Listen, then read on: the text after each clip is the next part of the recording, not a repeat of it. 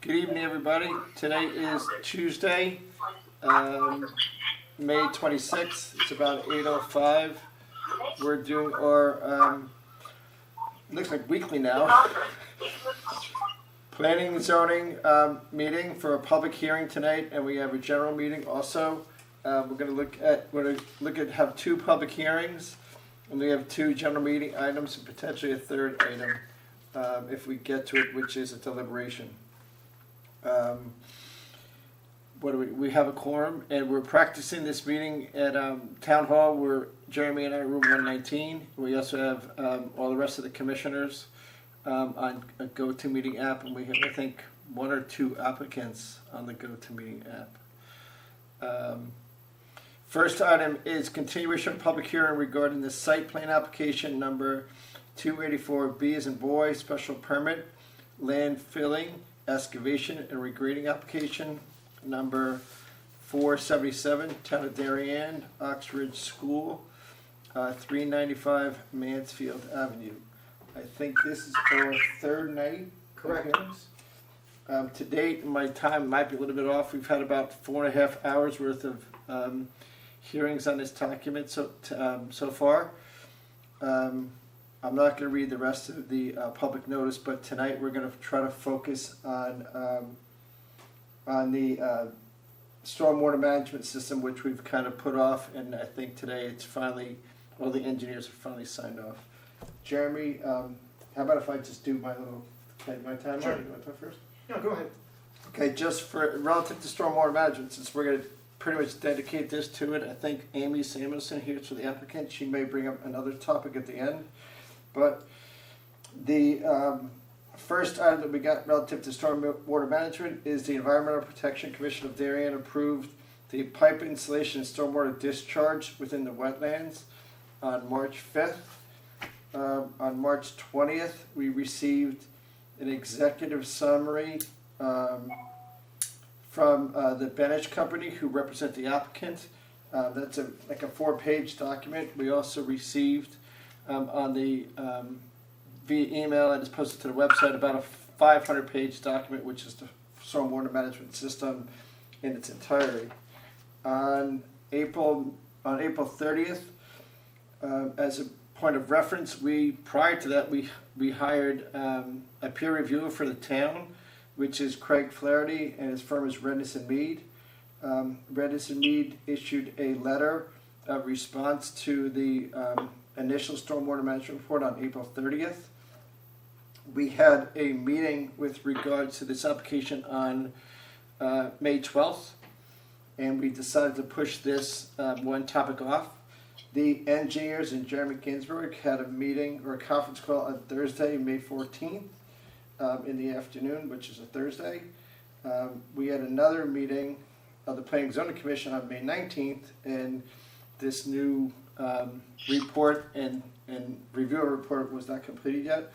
So then on May 20th or 22nd, we received another stormwater management report, which is probably a 20-page document from Benesch with a cover letter on May 22nd addressing some of Mr. Flaherty's questions. The letter is actually addressed to Mr. Flaherty directly because we always allow engineers to talk to engineers. And then today, again, on May 26th, Mr. Flaherty issued another, I'm going to say, final report signing off on pretty much everything with a couple nuances that have to be taken care of administratively. So that's the timeline of where we are and where we started and where we're going. Jeremy, what did I miss before we turn it over to the applicant? The other thing that was included in your packets, commission members, is a revised sheet, site layout L201, and Amy Samuelson will be walking you through that, which revised the zoning table and has some details about the perimeter chain link fence around the property. So I think I emailed the commission members the PowerPoint presentation that'll be available both right in front of you tonight as well as on channel 79. And I think that pretty much covers the materials leading up to tonight, Steve. Okay. So Amy, you are the applicant. let's hand it over to Amy Samuelson and the SLAM Collaborative to introduce this portion of the application, please.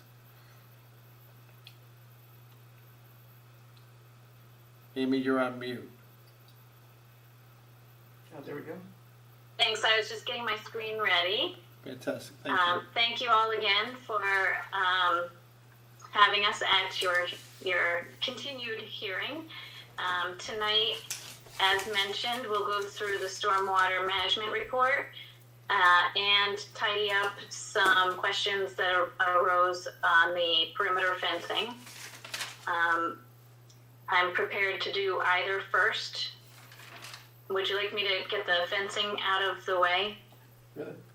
Yes, that would be great. Okay. So I'll go to that one first. Let me see how to get this out of here. Sorry. Okay.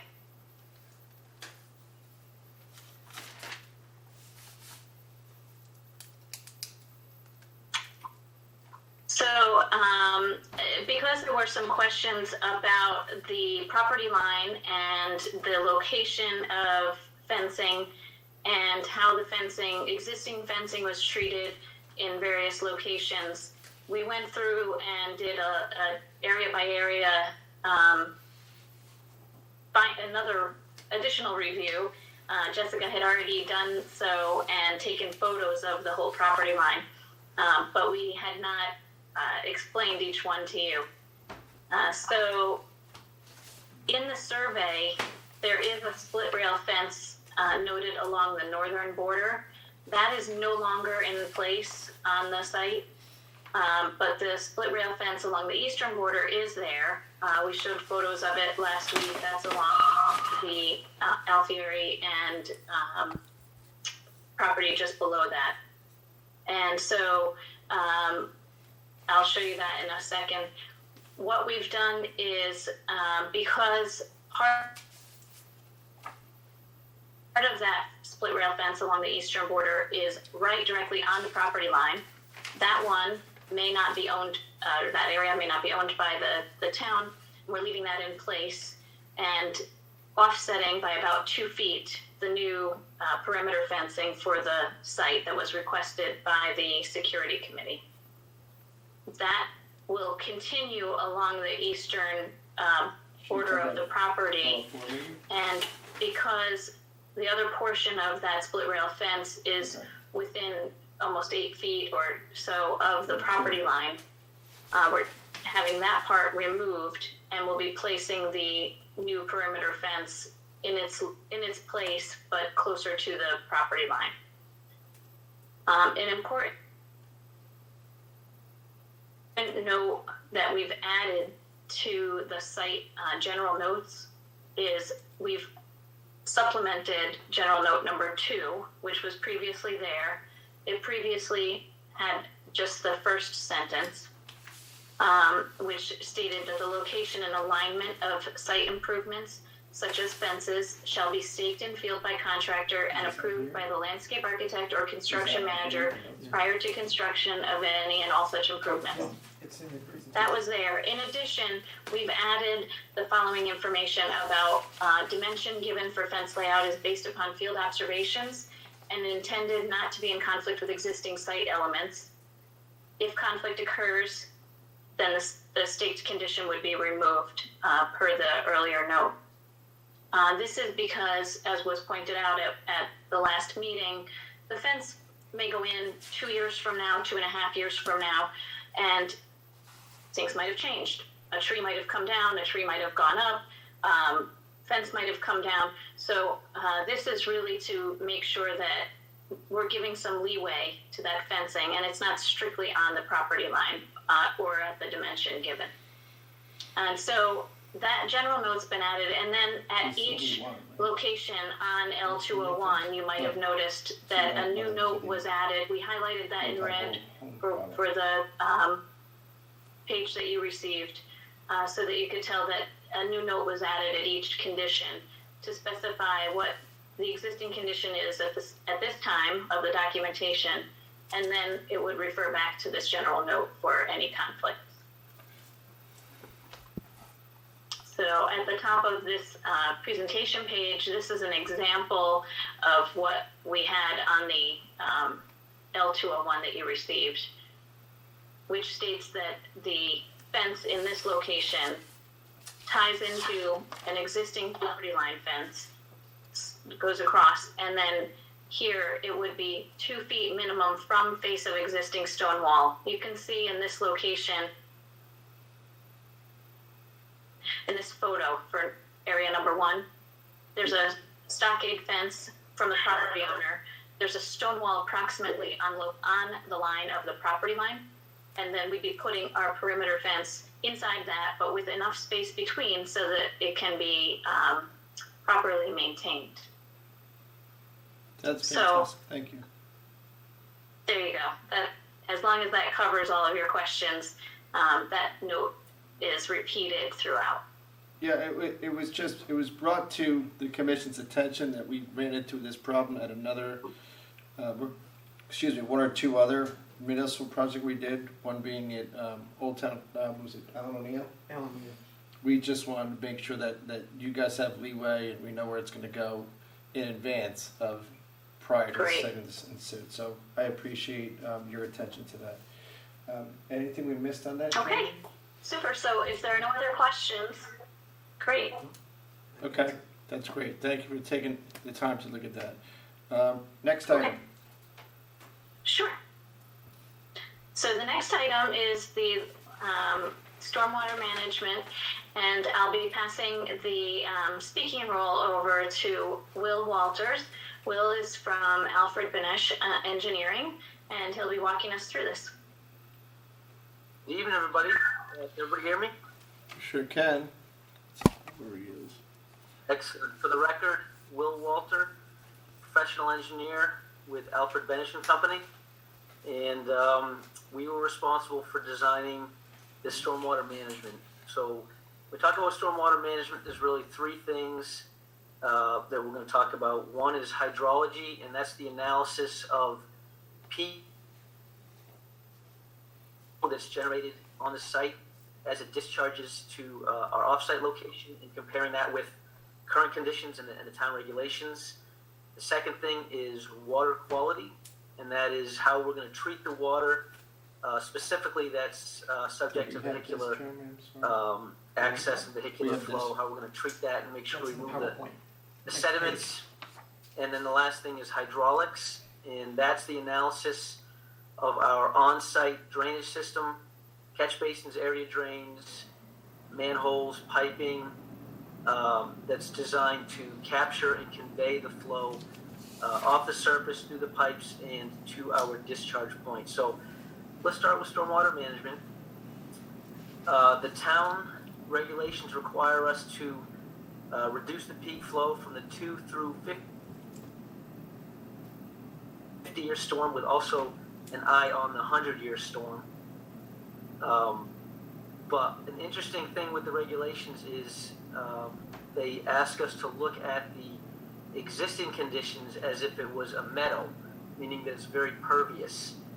So under, if we actually analyze the existing conditions as it were today, which is of course a fully developed site, we would be increasing the impervious area, which is generally the number one cause of peak flow. We would probably have to provide a little bit of detention, but because we have to assume the entire site as it is right now is meadow, and then of course we can see the amount of impervious that we're proposing on this site, we have to provide on-site peak flow detention. The other interesting thing about this site, and you can see in the graphic on the right side, is that there's probably 7 or so acres of off-site area that's tributary to this site, meaning water is generated from it and it flows either through this site through the pipes, or it flows onto our site and then gets in the pipe system. And we have to include that in our analysis as well. We're not going to bypass that flow. It would be a tremendous cost of additional piping if we were to capture it and bypass it. So you put those combined things together, and then the fact that there's really very little room on site for above ground detention, And what we had to do is, down at the bottom of the site on the western side, we had to put a below ground detention system that consists of 30 inches of crushed stone, and on top of that are a series of concrete chambers that are 3 feet from the stone to the top of the chamber. So we went through that analysis, and what we've done is we've sized this thing to take the flow that's coming, from off-site and from our site, and reduce it below existing conditions. Again, assuming that existing conditions are a meadow. So that's what our stormwater report has shown. Additionally, the town regulations require us to take a look at the Stony Brook watershed, which is downstream and downgrading of our site, and just to make sure that whatever we're doing on our site not only reduces the peak flow discharging immediately off-site, but also further on downstream in the Stony Brook watershed. And our analysis has shown that we are reducing the peak flow as it impacts the Stony Brook watershed. Can we go to the next slide, please, Amy? Okay, the second thing that we're looking at is the water quality, and that's, of course, how we're going to take the water and we're going to remove the sediment that has the oils and the other things, other pollutants. And there's a couple of things that we're doing here. There's, as I mentioned before, there's really very little room on site to treat this with above ground bioretention. And when we look at the size of the site, which is, our site is 9 acres, give or take, and then the adjacent properties are 7 acres, give or take. And if you look at the town regulations, there's a tremendous amount of volume that we need to basically capture and infiltrate and percolate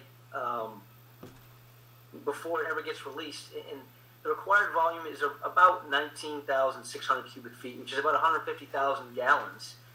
That's a tremendous amount of stormwater to treat, and we're doing that essentially in the void spaces in the stones beneath the system, and that's why the depth of that stone base is 30 inches. We typically might go a little bit less than that, but we need to capture that volume in those spaces, because our pipes coming out of the system are essentially at the bottom of that system, right where it meets the top of the stone. So that entire, I think we're providing 20,000 something cubic feet, and it's all in those void spaces.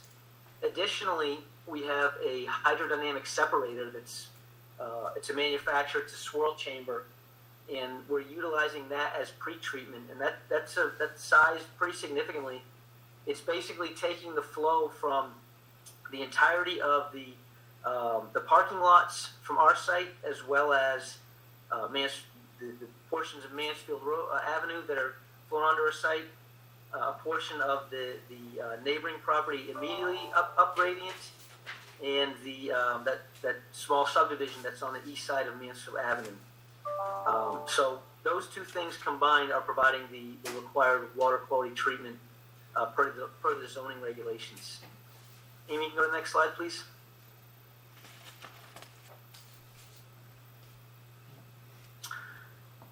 And then the last thing, whoops, where did that go? There we go. The last thing is hydraulics, and that's the analysis of our on-site system that consists of catch basins, area drains, manholes, under drainage, under slab drainage, piping, etc. That captures and conveys flow off the site. And we've gone beyond what the local regulations require, which I believe is a 25-year storm, but we've sized the pipes throughout our entire network to convey a 50-year storm off of our site. And a 50-year storm it's a design storm. That's a really, really large storm.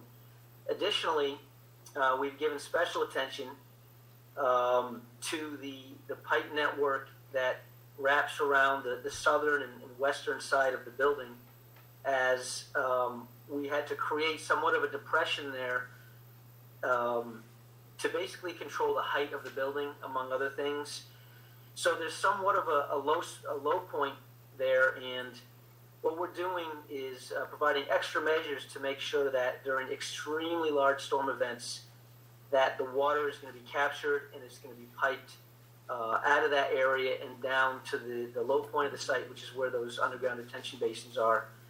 And that we provided a pretty sizable and significant building under slab drainage system.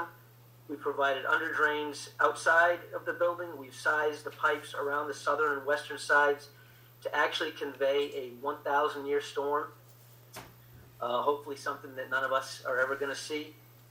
In the courtyard, we have 2 pipes that are providing redundancy in the courtyard in case one of them gets clogged, to make sure that no water will be ponding in the courtyard. So everything is captured, it flows around through those pipes and down into that underground detention basin, where it's percolated, it's infiltrated, it's detained, and then it's released out of that detention system to a new outlet structure down at the bottom. Currently, there's a couple of pipes that are sticking out of the side of that hill. It's significantly eroded. Those pipes are probably 3 or 4 feet off the ground, and you can see where there's sediment that's getting discharged into the wetlands down there. So we're providing a pretty large wing wall, concrete wing wall, with a riprap outlet protection down there, and that's gonna greatly enhance that down there. It's gonna slow any of the water down, dissipate the energy, and release it much slower, much less velocity into those wetlands.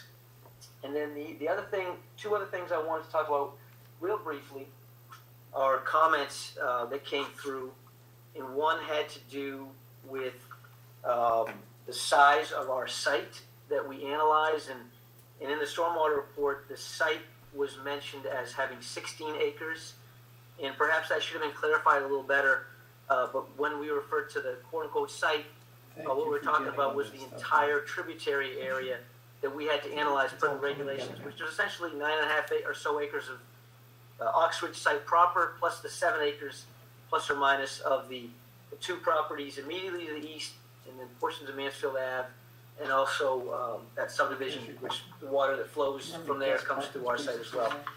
And then the other thing I wanted to address was comments from a neighbor 50 to 60.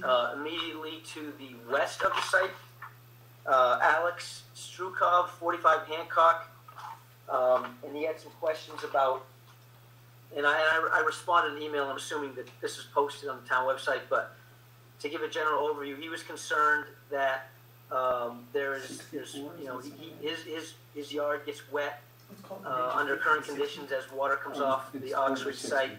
And essentially, as I described, that underground detention system has the stone voids, which store about 150,000 gallons of water. So the first 150,000 gallons will not be released from our site. It's going to be captured. It's going to infiltrate. As it's flowing in there, it's going to be infiltrating. So in reality, there's going to be an amount more than 150,000 gallons that is stored before it gets released. And then the fact that we had to assume existing conditions were a meadow and basically design to that under proposed conditions, that just de facto reduces the peak flows for the design storms, the 2 through 50-year design storms. But in reality, it's those design storms are being reduced by 15 to 40 or something like that percent. So the bottom line is, during those design storms, there's going to be a reduction 15, 25, 45% of what is currently being released across his property right now. And then under, the more common storms that we see that may last 3 hours, may last 8 hours, drizzles, it's heavy, it drizzles, there should be much less flow coming across his site. And he also had questions, can we discharge at a different location, maybe perhaps the southwest corner of our site? And the answer is, we've already received our wetlands permit, so it's not realistic to go back. I mean, this design absolutely meets. Well, we already got a wetlands permit. It meets the wetlands regulation. It meets the zoning regulations. But we feel like it's going to be a significant improvement for the neighbor. So with that, turn it back to Amy, or if you want to ask questions, or have Mr. Flaherty I think Craig. also chime Craig in. and then commission questions, I think. What do you think? You gotta unmute yourself, Steve. So once it's sorry. Thanks, Will. This is Amy. I think that the presentation that follows is Redness and Mead, Yes. and then questions to the group. That sounds great, Amy. I don't see Craig Flaherty on my screen. So there he is. I see Craig Flaherty. All right, Okay. So we're going to turn it over to I can commissioners. unshare if you have something. Craig, do you have something to present? Or you good? yeah, right. Hold on. So, So screen. there we go. Just Yeah, I'll let you know if I need it. okay. So just to bring everybody up to speed, the Planning and Zoning Commission hired the firm of Redness and Mead, Craig Flaherty, who I think is also the chairman of the Sewer Commission in town. He might be to review this report and project and everything. And he's done a number of these, including ones that are even bigger than this one. So if you could take it away, Craig, and tell us if this is going to work, that would be great. Sure. Good evening. My name is Craig Flaherty. I'm a professional engineer licensed in the state of Connecticut. I'm the president and senior engineer of Redness and Mead, a land use consulting company with offices in Stamford and Wilton, providing land surveying, civil engineering, and planning and zoning consulting services. That's the short introduction. I'm also going to give a longer introduction that might benefit some of the commissioners that are unfamiliar with my background, but I think mostly might be helpful to the folks in the public listening to the presentation so they understand the nature of the peer review received and why the town has asked Redness and Mead to conduct it. I should say very clearly, I am here tonight as a private consultant working for the Planning and Zoning Commission of the town of Darien. I am not here in any official capacity, as you mentioned, Mr. Olbaney, as chair of the Sewer Commission. So do not take any of my comments as any comment from the Sewer Commission, but this is my private opinion as a consultant. That being said, my background, I do live in the town of Darien. I have had the opportunity to serve on a number of commissions over the years. Most relevant to the peer review is that I served for 7 years on the Environmental Protection Commission, which in the town of Darien serves as the Wetlands Agency, the Conservation Commission, and the Flood and Erosion Control Board. During that time, I had the opportunity to chair the Flood Mitigation Strategy Committee, which was created after the town floods of 2007 to develop a strategy moving forward on how to deal with drainage. What's relevant about my time on the Flood Mitigation Strategy Committee is that was when we did a very leaving the town, did a very detailed study of the Stony Brook, remapped it, reanalyzed it. That was Millennium Brim that conducted that study. Also, that was when Section 880 of the zoning regulations was adopted. So it was involved in the process of editing those and commenting on those regulations as they were presented and adopted by the Planning and Zoning Commission. Since that time, I have had the opportunity to submit several applications to the town of Darien that were peer reviewed by others. I have had the opportunity to work with the town of Darien peer reviewing applications of others that were submitted to the town. So I have obviously the relevant experience of a professional specializing in stormwater management, but I also have specific knowledge of the Stony Brook watershed, given my history, specific knowledge of not only the letter of Section 880, but the intent behind it, and how it has been applied consistently over the years by the Planning and Zoning Commission. So that really was our job on this application. Planning and Zoning asked us to review the drainage design, both the plans and reports, to confirm that the design was in conformance with Section 880. So Section 880, as I mentioned, did not always exist. The standard, as Mr. Walter pointed out prior to that, and still in many other municipalities, is to cause no harm or aggravate no nuisance, right? So really in pre-Section 880, you only had to make up for the additional impervious coverage you've added to the site. The whole intent behind Section 880 was, instead of being satisfied with the status quo and nothing ever changing with drainage in the town, it put the onus on significant redevelopments when you're knocking down a building and rebuilding, when you're demoing a site and redoing it, to basically design the stormwater management system as if you were starting that site from scratch. It's not entirely unlike how certain building codes are handled or certain flood codes are handled. Once you get to a substantial improvement, you got to bring the thing all the way into compliance, not just the new piece. So Section 880 was in effect designed to turn back the clock, right? So that instead of looking at developments around town as a continued aggravation of further drainage problems, developments that are in conformance with Section 880 are now a part of the solution. They make things better at the end of the day. So we want to make sure that was done here, and that was done for water quality, and that was done for peak rate of runoff. You saw that we conducted a very thorough analysis, got deep under the hood, both the design and the modeling on the design. Original report was So it's dairy issued May 5, I believe. He's one of the people opposing the next and it was application. 5 pages of comments. And then we worked with Benesh at the end of last week and over the weekend to understand the revisions that they've made based on those comments, and found in a letter published today, May 26th, that we feel at this point the design does conform to Section 880. There are 4 what I would call minor mop-up items that do not in and of themselves affect the efficacy of the proposal. They are very minor in nature and could easily be adjusted between now and the time that the applicant requests a zoning permit. Okay.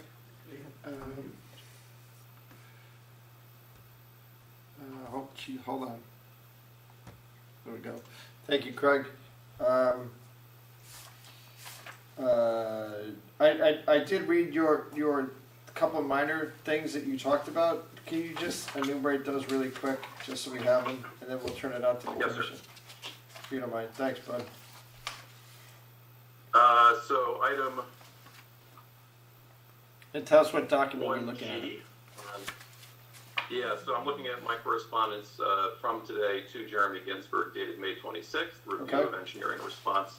I am on page 3 of 8 of that document, item number G, and this has to do with the bioswales that are on the southwesterly side of the school in that low point that Mr. Walter was discussing earlier.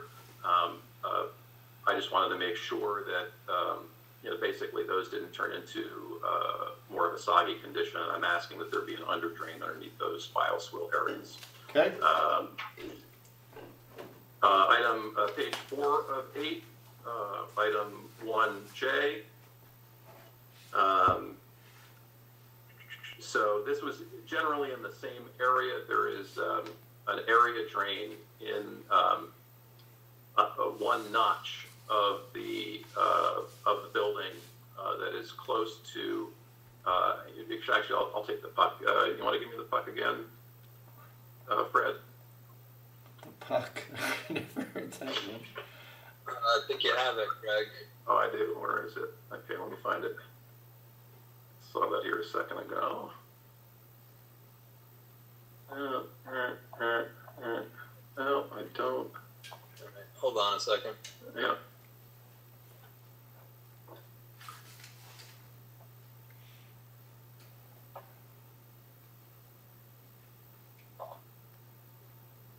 All right, there we go. So I can share that guy right there.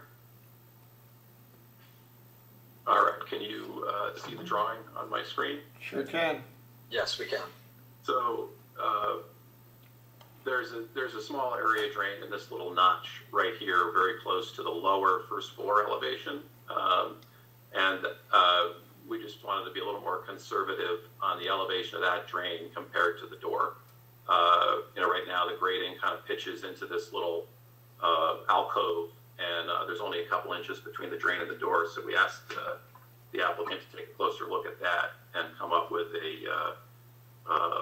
a way to get more freeboard there. And there's just a couple of almost typos in engineering speak in terms of some of the grade elevations on a couple of the structures in this low point.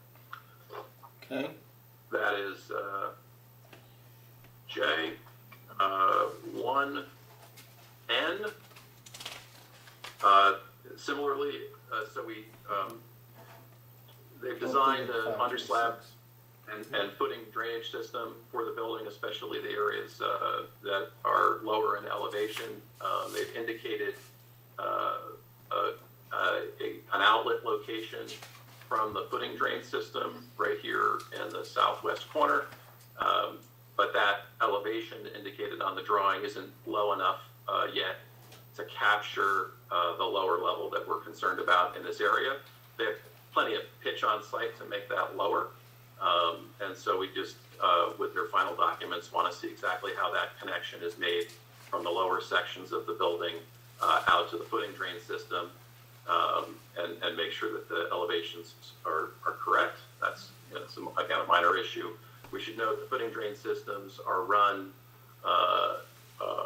parallel and around the detention system. We try to keep footing drain systems separate because they're really designed for significantly different amounts of water, orders of magnitude different. There's much more water that comes down in a rainstorm than comes from kind of a slow trickle from an under drain system. And so we've mapped that around the detention system to keep it separate. We also don't want to have that kind of constant flow filling up the detention system. We want to leave it open for the rainstorms. So that was 1N, 1O. Again, a minor issue. Just to make sure there was a hundredths, 10-year storm missed by like hundredths of a CFS, a rounding error. So a minor point was take one of the two outlets from the primary detention system and elevate one of them by 1/10 of a foot, a little bit more than an inch. And that takes care of the problem in the 10-year storm. I think that was all the outstanding information. I agree. I mean, I looked at your letter. All the changes for today are dated today's date. Anything outstanding was said outstanding and in bold lettering. Yep. I don't have any initial questions relative to this because I know that you guys figured this out, and I really appreciate that. I think you guys are moving along fantastic. I want to pass it over. We're going to go around the horn with the commission. Just as a matter of note, and I didn't say it earlier, Jim Rand is here at the meeting tonight, but he is recused on this application because he's in a... I'm not important. You're very important, just not here. So he's recused on this application, so we're not going to address him. Let's start at the top. Jennifer Leahy, do you have any questions with regards to this topic on stormwater management? Anything Will presented or anything Craig presented? I do not. Fantastic. Okay. Larry Warble, you're next. Yeah, I would just ask William to comment if he agrees that those changes are in fact minor and will be readily able to comply with those outstanding items. You want to answer that question now, Will? I agree. They're very minor. We can pound those out very, very quickly, and it won't take long for Craig to confirm that we did it correctly. Okay. Okay. Thank you. My only question. Thanks, Larry. George Riley, next, sir. I have nothing to contribute, thank you. Okay. Kara Gately, next. I think Larry pretty much asked sort of more eloquently what I was going to ask, which is you guys are, I mean, to say experts is, I mean, in my mind, an understatement because my head is spinning and, it's a lot of, very technical, clearly expert kind of scientific and engineering analysis that had gone on here. And so I, reiterate what Steve said, which is, we really appreciate it. And this has been, you can tell, very thorough work. So, I think Larry said it perfect, or asked the perfect question. And I think, if you guys are both sort of like, at this point kind of seeing eye to eye and it's rounding errors and kind of things that can be managed, and I have no questions, and I'm comfortable. I have one question. Thank you very much, Kara. I'll let you speak in 1 second. Sure. Relative to tying up these items, and it's just a question for Will and Jeremy, we can close the hearing tonight, and that can be submitted at a later date. That can certainly be conditions of approval, because these are very clear what Craig is requesting the change to be, perforated pipe, or changing an elevation of a catch basin, or whatever it might be, and the commission could condition the approval, if they were gonna go in that direction, with these 4 changes being made and called out as part of the zoning permit application form. Okay. So Yeah, these that was the intent behind our recommendation. I wouldn't change the record at this point. I would just ask the applicant to make those adjustments, just before they're going for building permit. Right, and, yeah, you said at the end, and the applicant acknowledged that they could easily do that, and we can button it up. Jeremy? Craig, when the 3 of us spoke at that conference call on that Thursday afternoon, we had talked about the potential for, under section 880, there are provisions that the commission in certain circumstances could waive certain requirements. I didn't see anything in here that you or Will are recommending or asking the commission to waive any requirements. Is that correct? That is correct. At the end of the day, we hit the mark, or Ganesh hit the mark. So although it is a very developed site, we've come up with a solution that meets the standards and don't need a waiver. Great, thank you. That's fantastic. Okay.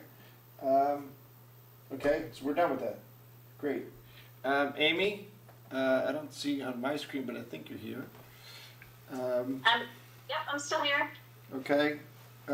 We're pretty much done with any open issues that we had. I'm going to give a little 30-second overview and then see if any commissioners have any other outstanding questions before we attempt to move to close the hearing. Oh, the public. Oh, We okay. would go to the public after that, yeah.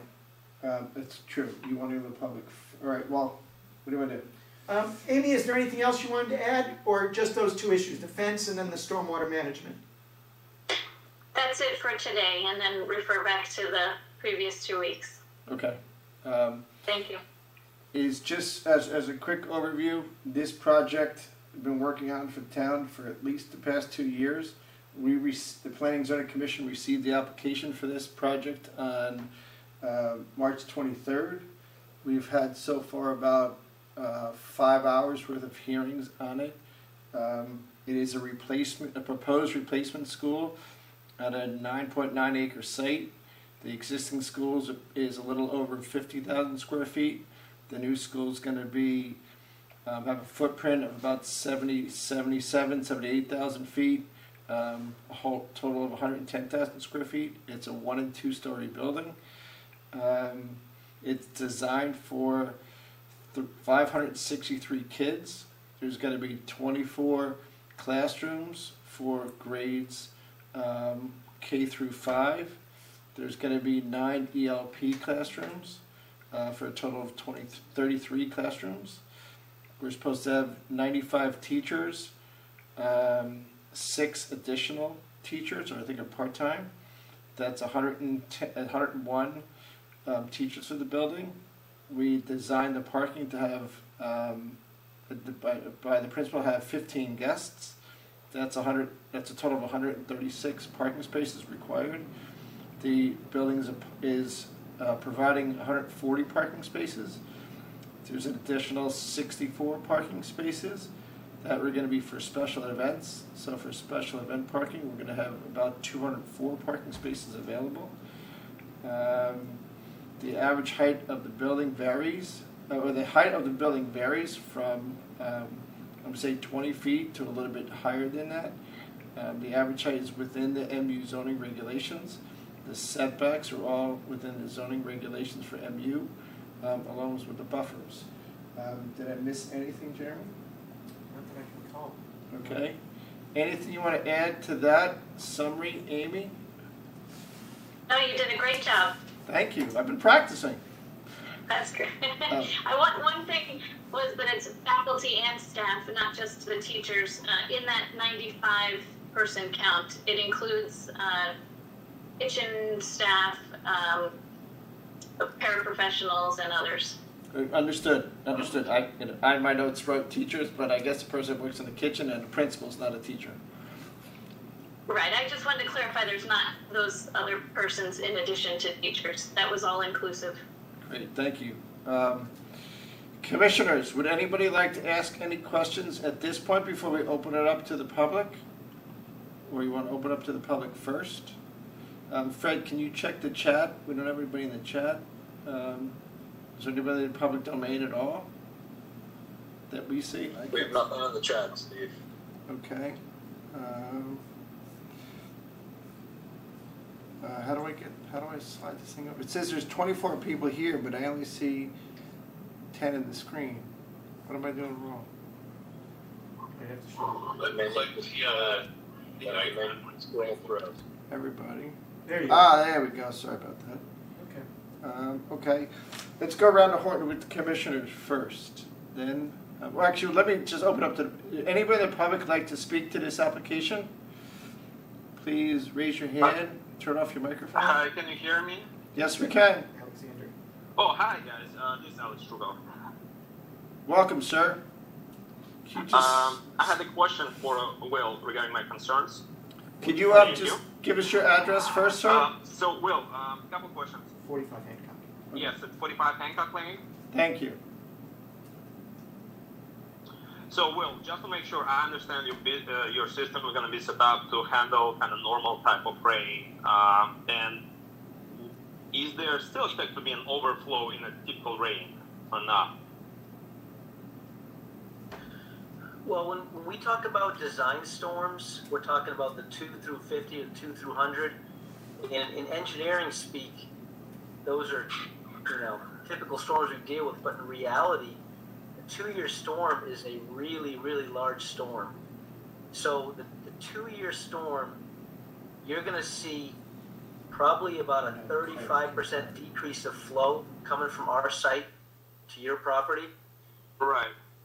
When I say typical storms, I might be talking about a storm that lasts 3 or 4 hours, and it drizzles, then it rains heavy, then it drizzles, or maybe the skies open up for an hour, that type of thing, where those are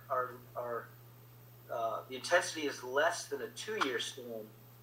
You should see significantly less flow coming across your property from our discharge point for those what I'll call typical storms, simply because we have that 150,000 gallons that's going to be infiltrated. The first 150, 160,000 gallons is never going to make it to your site. Yeah, well, that's what he said. Okay, that's perfect. Because that's my understanding. I figured it's about a typical rain, it's half inch. That's exactly about the capacity of your system. So in the typical rain, there should not be any overflow. But then I have a question. How long, let's say the 20,000 cubic feet capacity is filled. So how long is it going to take to absorb? Well, as the system's designed, that during those significant rain events, the 1 year, the 2 year, and up, you're going to have a pretty significant amount of water coming into that system. It's going to be, as it fills up those stone voids, there's going to be a small amount that's going to be percolating, and then as it gets to the top of the stone voids, it's going to start being released to your site, and as it's being released, water is still filling up in those chambers, and basically, after it stops raining, you're probably going to see flow still coming for, hours, maybe 8, 10, 12 hours after, but it's just it's regulated so that it's all being discharged at a much lower rate. I mean, at the end of the day, you're going to see less volume and less rate coming across your property. Understood. So let me explain what I mean. So imagine day one, there is a typical rain. Your capacity of the 20,000 is filled, but you're saying it's slowly is going to be absorbed in the water, in the ground. So next day there's again a regular rain, and another 20,000 is dumped. That 20,000 is effectively landing right on top of the first 20,000, since not much has been absorbed into the ground, and that new 20,000 start right away start dumping into my property. Is that how it's going to work? So yeah, so now I understand what you're saying. So the infiltration rate is that we're using, I believe, is about 0.5, let's call it half an inch per hour, if I remember correctly. So we have essentially 30 inches. So if we take a half an inch per hour and we take 30 inches, that's 60 hours. So that's 2.5 days, something like that.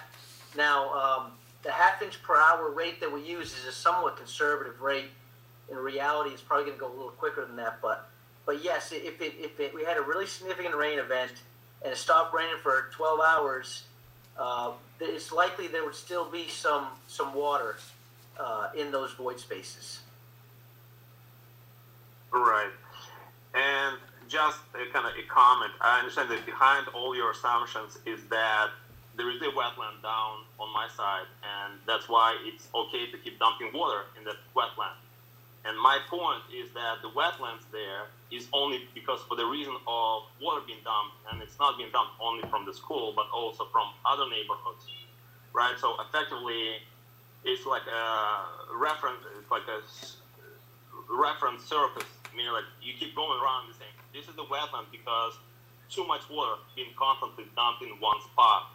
And it's not even being perfectly directed there's a path, a water path, like 20 feet down and slightly to the left. So in my second email, what I was trying to highlight, you know, the exit point where you dump water, it creates a kind of a mini pond,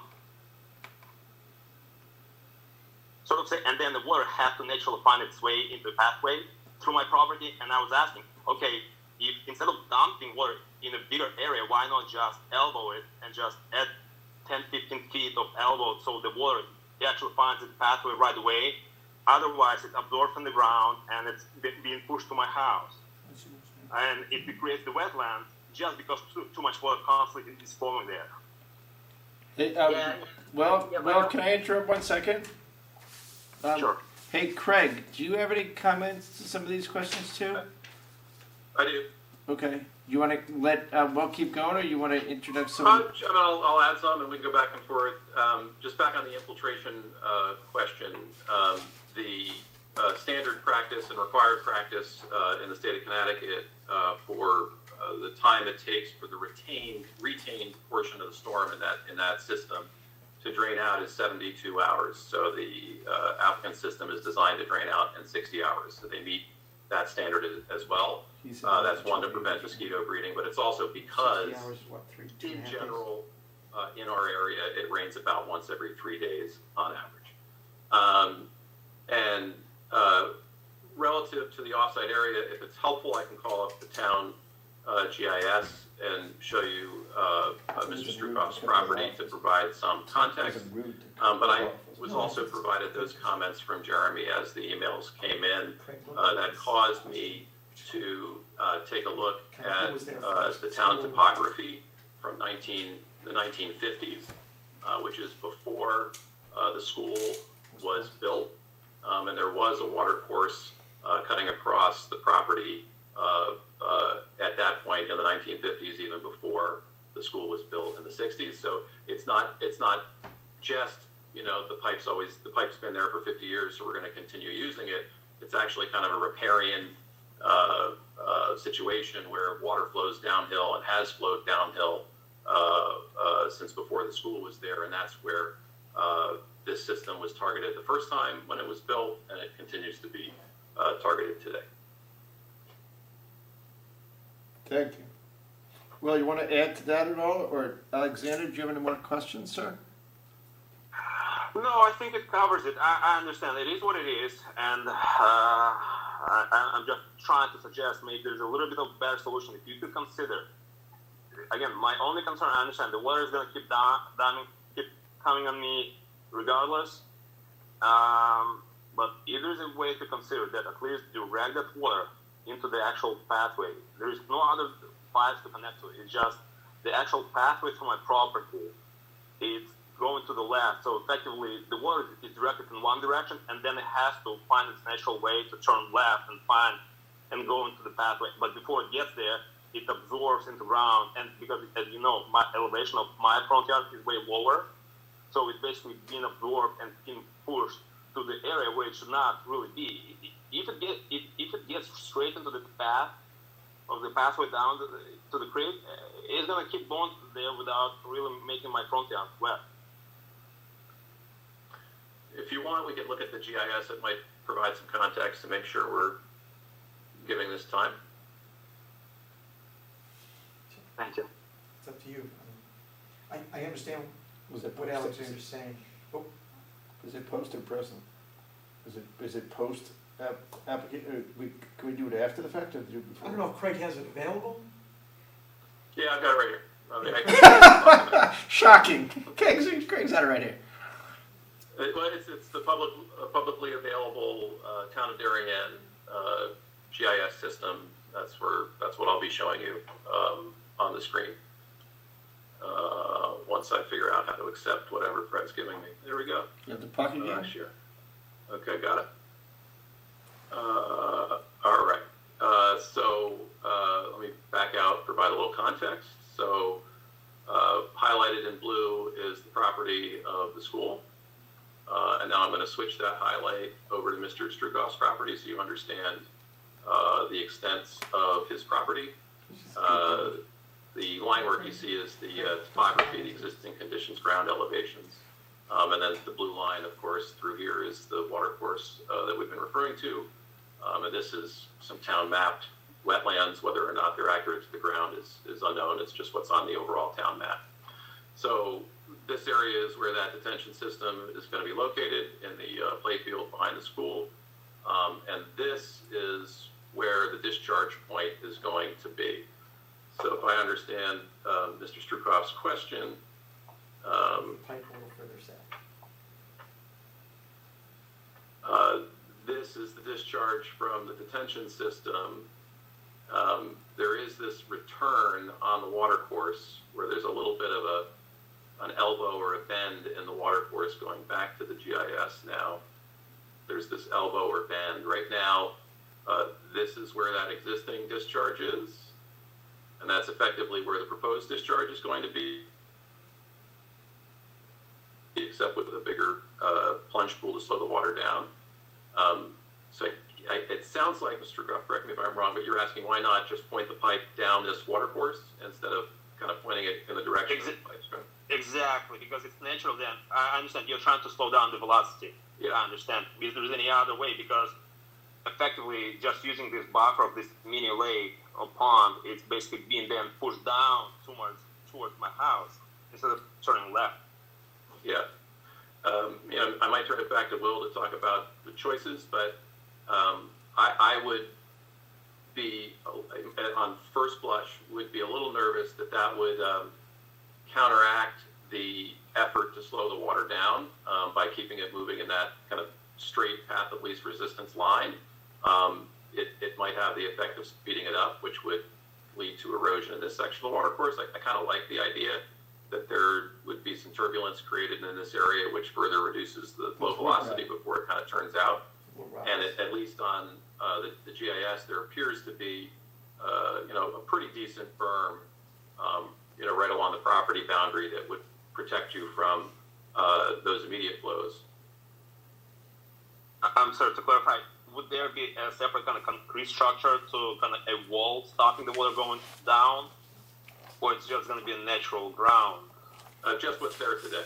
It looks like part of what the solution was here was to do the work outside of the existing water course, so they didn't have to modify the water course itself. So that will be kind of as it exists, as will the berm on the other side. Right. So I'm sorry. One thing to add to that too is the energy and the velocity with which the water comes out of those pipes is in large part due to the slope of the pipes, as well as several other things. But right now, those pipes, there's slopes on them that are greater than we're proposing. And as I mentioned before, those pipes are sticking out of the ground like 3 or 4 feet, so the water just gushes right out of them. It probably hits the wetlands and spills straight across onto your property. But what we're doing is we're taking the flow out of our system. We're slowing it down, obviously. And then when we discharge it, that last pipe that goes to the wing wall is set at a much flatter slope, and it's much larger. It's a 30-inch pipe. So with the flatter slope and the much larger diameter, the velocity that it comes out of there is going to be much less than it comes out of there right now. And additionally, we've got a very large plunge pool, which is pretty large stones, and it's depressed. So all those 3 things combined, that when the water leaves that plunge pool, the velocity is going to be much less. And I anticipate that it's naturally, if there's a berm there, it's naturally going to hit the berm and naturally go down to the left and the southwest to fall in that stream, as opposed to right now it just gushes right out of those pipes, probably hits the little berm and goes right over it. Yeah, we saw. Yeah, that was quite interesting. I hear. Thank you very much. Okay, I don't know if there's anyone else here. Okay, let's check. Is there any? So we're good with that. You concur, right, Craig? Yes. Yeah, it was a good point about the pipe velocity. Thank you. Would anybody else in the public domain like to speak to this application? Yes. So this is Eva Verduzco. I'm from 381 Mansfield Avenue. Welcome. Thank you. Hi. So I'm here with Francisco Rivero, my husband. He spoke on the other hearing. Yes. We have another question the setbacks that are close to our property. In the blueprint that we just saw, it seems like there's something like the stairs or besides the playground, it seems that there's something built like closer to those 75 feet setback. We just want to make sure that that's not the case. I don't know if this is a different blueprint, or we just want to make sure that those setbacks are in compliance, 75, that we talked about last hearing. Sure. Amy, can you take over Sure. and try to get back to that? I can. Yes, I can bring up the slide from the first meeting that we were at, where that was presented. Thank you. And then, Sure. And then maybe compare it to the current one for today?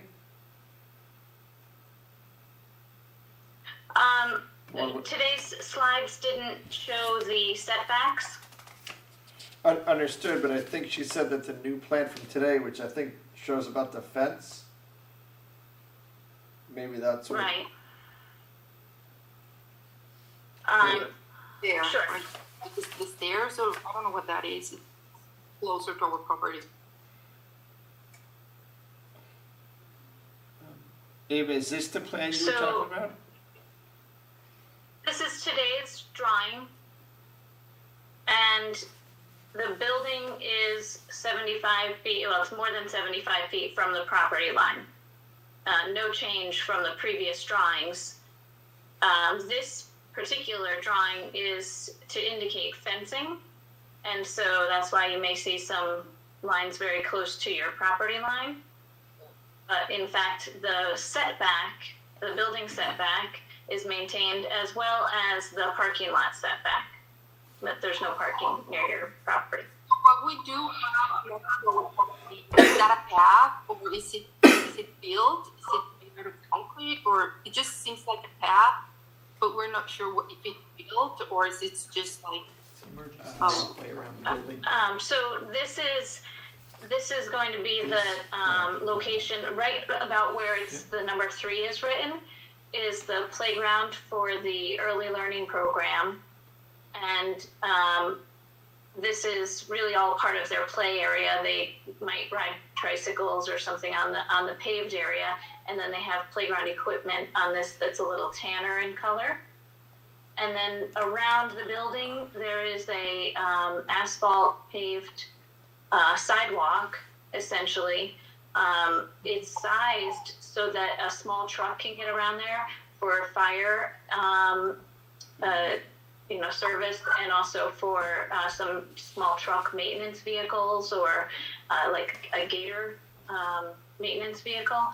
But it's not expected that will get a lot of traffic. It's just built there for emergencies. And So that's paved. That's Yes. really close to the property. This That's gray line is like a sidewalk, essentially, but and I think 10 feet wide. I think the reason why there are it lines is in it. paved. Yes, it's paved. And Yes, yes, it's paved, yes. and I think the reason why there's lines Because that's in not, I mean, that's, it. yeah. I think the reason why there's lines in that is because that shows the contour, right, Amy? How it slopes down the hill. That's correct. The little white lines are the contour lines for grading. So this is Francisco. I'm Eva's wife. So our concern is that we thought that the 75 setback or distancing was going to be like a clear area between our property and the building. But what we see there is that one, you have the ELP playground, which is basically touching our property. It's right there. There's no setback at all. But then you have, as you said, the paved Pathway. sidewalk, and then you have these like a spiral staircase. So you're used No stairs. right? I mean, it's just the feeling that people are going to be walking up and down those steps, and then you have the playground right on top of us. So we don't have any privacy. I mean, it's really, really on top of us. I was on the understanding that the 75 they ended up leaving was really a clear area. But again, one is the playground, which is right on top, and two, the staircase, this spiral design, I don't know how to call it, staircase on top of the walkway is right there. There's no distance, and then there's no buffer. As we sent you a letter last week, I mean, highlighting the point, but there's in that area there's no buffer. There's nothing in between. So we're gonna have it right there on top of us. And remember, this is an So R2. it's just. I mean, the ask. I mean, in the kindest way possible, to try to create some space and give us the minimum privacy. I mean, consider that when we bought this property, we bought it as an R2 on the understanding, and that was the rule, that we have 100 feet setback. All of a sudden, they removed that, and now we see that, I mean, the building is 75, not 100, but in between the 75, you have all these things that are really right next to us. So if you'd allow me to, I'll respond. This is what we presented last week in response to your letter of concern. And so I'll share it again for you. This is the property line at your residence, and this is the existing play structure photographed here. And so this existing play structure is being taken down. This existing play structure is being taken down. But this is the existing gate that you currently have with a split rail fence. This is approximately 8 feet inside the property line, right here on the school side. So this is your existing condition. So he thinks. And then the new condition, which is what's shown here and in the slide that we were looking at today, no change, Your existing gate location is still in this area, but we are not putting any playground any closer than the existing one already was. We're just replacing the playground. This playground will be smaller than the one that exists today, because the one that exists today is for the elementary school students, and this will be for the littler 3 and 4-year-olds. And then, can you go back to the other one? I think it's an important point you're making. I just want to make sure I understand it. This is Kara Gately. Can you go back to can you just go back to the other one you just showed? So The what's, fence line, or this one is the existing conditions. so are you taking an average of how far it is? Are you taking an average of the distance to the property line? Because I think it's the corner piece that they're kind of focused, and I could be wrong. But how are you saying it's the same? Because it doesn't look the same to me. Are you asking me about the existing playground versus the new playground? They're the same. What I'm saying is that the playgrounds are meant to be in approximately the same location. I'm not measuring, but so if Jessica were here, she might be able to just rattle off the dimension off the top of her head. I thought maybe it was going to the same spot. These are scaled drawings, and so this is the shape of the existing area, which has wood chips, and so that's this location, and this is the existing property line. And when I go to the next slide, this is further. I'm pulled back a little bit further from this image, so the scale is smaller, but there is a low wall that's going to be going into place here, and and so that will provide a little bit of privacy because the playground is actually going to be at a lower elevation than it currently is. So this is, when I say low, it's between 18 inches to 18, 16 inches. And that is to hold back the existing grade at the property line at this corner and beyond, because today's codes require that the playground be completely handicap accessible.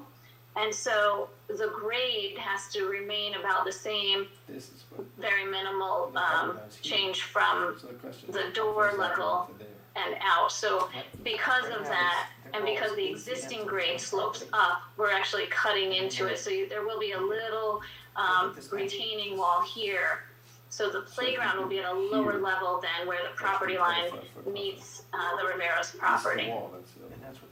Thank you. But what's important to point out in this slide is that you have an existing row of evergreens, which I'm going to go back a slide again. These are the existing row of evergreens. They are slated to remain. Here they are in photograph number 3, and they provide quite good coverage year-round. But there's a lower canopy that we can address with some plantings. And so to that point, we've added trees in this location, numbers 1 and 2, for additional deciduous shade trees. And we have some flowering trees going in. They'll also provide a low under canopy to those tall evergreens that exist today. We're planting some additional evergreens in this location. And then there's low shrubs that will be going in along Alfieri's property line here. And then if I can, I'll just share it with you. Those low flowering trees are meant to be at the low area so that the higher canopy of your existing trees will still exist, and then these will fill it in, similar to this photograph in the upper right. The evergreen that exists today, Mm-hmm. those are ours. I mean, that's in our property, inside. That's correct. It is. That's correct. So no change to that, of course. And that's the reason why at the beginning of today's presentation, we talked about the fence line would not be directly on the property line, because we want to make sure that those existing trees remain healthy and that it's really along their drip line, not along the This is what I roots. wanted to make sure we do. So what I was is that Splitting our fence. Who's the right sponsor? after the evergreen pine trees that we have That's in my our, belief. you It doesn't show a up. lot of There's a plan that it shows. trees or bushes or something, so then we can widen the area and create more privacy. But I mean, Right. what you So that's have, what the trees, that's what these are, 1, 2, some flowering trees, and 1, 2 deciduous trees. So these are all new trees to be planted Yeah, replace that do provide that level of privacy that we were describing. 6 foot high. yeah, and is it possible that rather than the So they're 1 and taking out 2, that you would first have one. something like 1, 2, 3, 4, 5, 6, 7, 8, 10, and then everything is Sure. free? The word? And I'm not sure of the protocols at the planning and zoning hearing, if I'm allowed to ask you a question, but there is an existing gate in that fence, and we're putting up a new property line fence, as you are aware. Would you like that gate maintained? In other words, would you like a gate still at that same location? Or is I, that something you do not need? well, I The new believe, fence, the new fence will be a 6-foot high vinyl coated chain link. So if you do want any direct connection like you have today, we would need to put a gate in that location. We can do that 3 years from now. well, I believe is good for also for whoever owns the house in the future to continue to have that gate. Okay. That doesn't change the point. I mean, just the point that I make is, That was an aside. I was just curious. Thank you. I mean, the bottom line, the ELP playground is way too close. I mean, that corner where the number 2 circle is, which is supposed to be a 3 or something. So that's way too close. So I was just hoping if you could guys push a little bit that farther away from the limit of our property, and then make a full line of bushes, trees. They were talking about these red maple evergreens in the previous meeting. I mean, just to create more distance and create some sense of privacy. Just bear in mind, we are coming from an R2 100 feet to 75 to 75, including the playground, including this spiral design staircase, the walkway, and all that is what? I mean, 20, 30 feet apart only? So I mean, I just want to clarify, there is no staircase here. I'm not sure what you're looking at that you think might be a staircase, but there is no staircase at all on this exterior in this area at all. This is a walkway. It's a 10-foot wide asphalt sidewalk, which will get very, very little foot traffic. No 3 and 4-year-olds will be allowed to walk on their own, outside of the playground itself, right? So, as you might imagine, they're very careful about security there. well, so then bottom line, and I don't want to take more of your time, is, That's okay. You can take all the time you need. I mean, you could redesign, push a little bit the ELP playground, just to create a little more distance, particularly at that, what is it, the southeast corner of the ELP playground. I mean, what the point that is closest to our, exactly that. I mean, any yard, any foot away helps. And then if you could, same as we have our pine trees, if you could make a full line of trees or bushes, just to create more distancing and more natural separation, that would be very much appreciated. And I'm sorry to ask again about the wall that you're planning. Is it, what material did you say it's going to be? It's a very low, like a concrete block, stacked. It will resemble stone, but it's a man-made unit. So that's instead of the one we currently have, that fence, like that wooden fence, let's say. I mean that goes next to it. That So just like Just like Amy? there's a little curb right here, you will not see that stone, that's stacked retaining wall from your property. Instead, it will be level with the grade and then go down, so the future ELP playground is lower than this one that you see in the photo here. All right, that's great. Just wanted to make sure that. Sure, Thank you it so much. drops down. You're welcome. Yeah, and we'll certainly look at, the plantings in this area. Yeah, and then, I mean, again, if you, I'm not asking to relocate the ELP playground.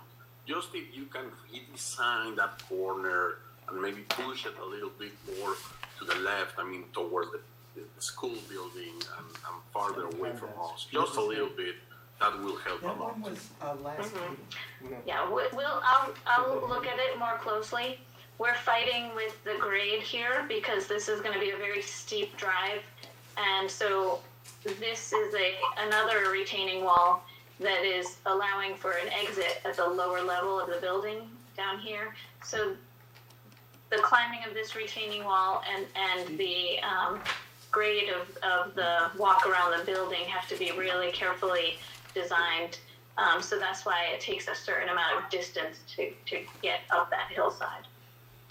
And that's what brings it further away from the building. But we'll take a look and see if we can't clip it in a little bit, just angle it back for you. But I can't promise anything. And Amy, can we just confirm again that the existing split rail fence that's there, that is on school property? That's correct. That's on school property, so you see it in image 2 and 3. That's an existing split rail fence that's on town property. That split rail fence is, according to my plans, about 6 feet from the property line. Is that right? That's right. Approximately, yes. Okay, so that split rail fence is going to be removed and Correct. replaced with a new security 6-foot high chain link fence. That's correct. Okay, and Let me see if I get it. The wood fence that you see in the tier number 3 yes, in the photo, that's ours. That's our fence. that's on town property by 3 feet. Or more. That's why we had this extra work done, Fernando and Ava, is to Francisco and Ava, is to identify items such as this. That fence is on town property. So That wood fence you say is on town property? yes, it is. Well, I will have to double check that. I mean, my understanding is that that is ours. But So then what is the limit? what I can tell you I'm is sorry. It's essentially on the tree line. He's not notified of any of this. They were properly notified. I don't know. He's not surprised to me. so. No, we were not notified of this. Yeah, just one.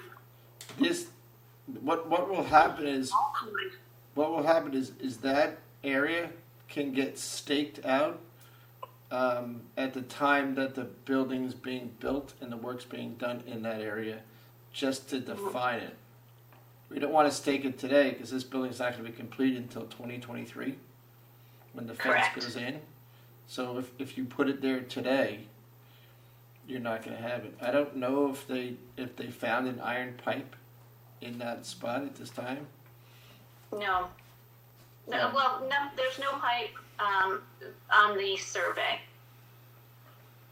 Okay, so it's that we've done it for other applications in specific that this issue came up at Allen O'Neill. Right, and that's a possibility, is have them stake out the property line at 2 or 3 locations. So it's very clear as it gets closer, exactly where the property line is. Right. That could certainly be done. We did this same exact thing when we did the path at the high school. We staked out certain spots that were very close to property lines. And, we didn't have to, we're not gonna stake out the entire high school, which is, what was it, 80 acres? Very big property. Only sensitive spots. This is what I would call a sensitive spot. That's why Amy added this item 2 on site notes. Right, and in addition, this is general language in our site plans, which includes stake layout in field, which needs approval prior to installation. So you'll be able to see it. It's exactly You'll be able to see it, and if you have concerns at that time, Who will be approving it? the landscape architect and the construction manager work in conjunction with each other to properly locate it. And if the neighbors think there's an issue, what's their course of, like, where's their recourse? I mean, we plan to be very understanding and you know. But where did, if they don't Well, agree?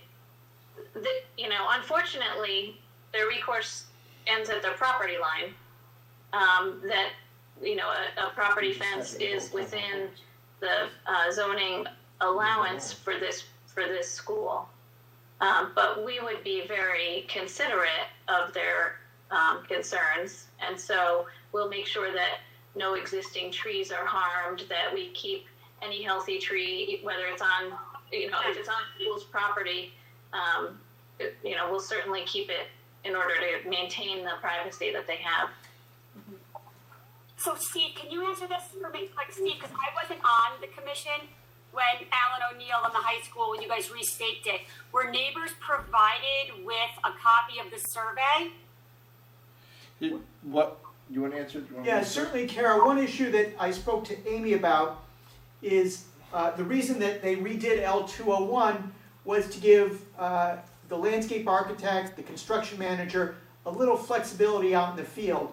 One of the problems we had with Alan O'Neill was the plans were the fences were shown in a straight line, very specific, and in a number of cases, it would have been more appropriate to have them field adjusted to go around a tree root, or to be closer to an existing fence, or to leave some existing vegetation, which Amy just referenced, and so that's what we put on the plans. But I think my question's a little different. Oh, okay. Go ahead. Right? I think giving flexibility to the to the landscape architect and the project and construction manager on site makes a lot of sense. Mm-hmm. But I think it's a slightly different issue than what the neighbors are raising, and that I thought Steve was saying was dealt with at the high school. I'm just looking for the so I'm kind of trying to understand the precedential that and what we've done in the past, because I wasn't on the commission then. Relative to the high school, as an example, inside the Duhane property, right? Dillard. Dillard property. In the Dillard property, there's a rock wall that comes 4 feet onto the Dillard property on the town property. Which is still standing. Correct. We did not move that rock wall. Right.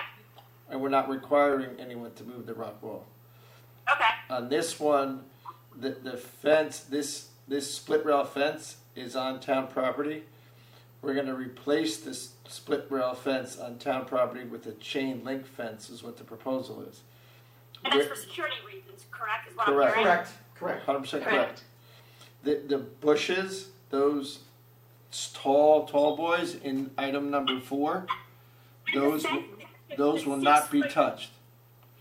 And the 6 foot, well, we can't cut them, right? Because they're on the neighbor's property. You don't necessarily know that until they get staked, but from what I'm hearing is the neighbor installed them. If you remember at the Dillard property, people put in landscaping on town property, and we did not have that moved. So we're doing the same thing in this instance. Yep.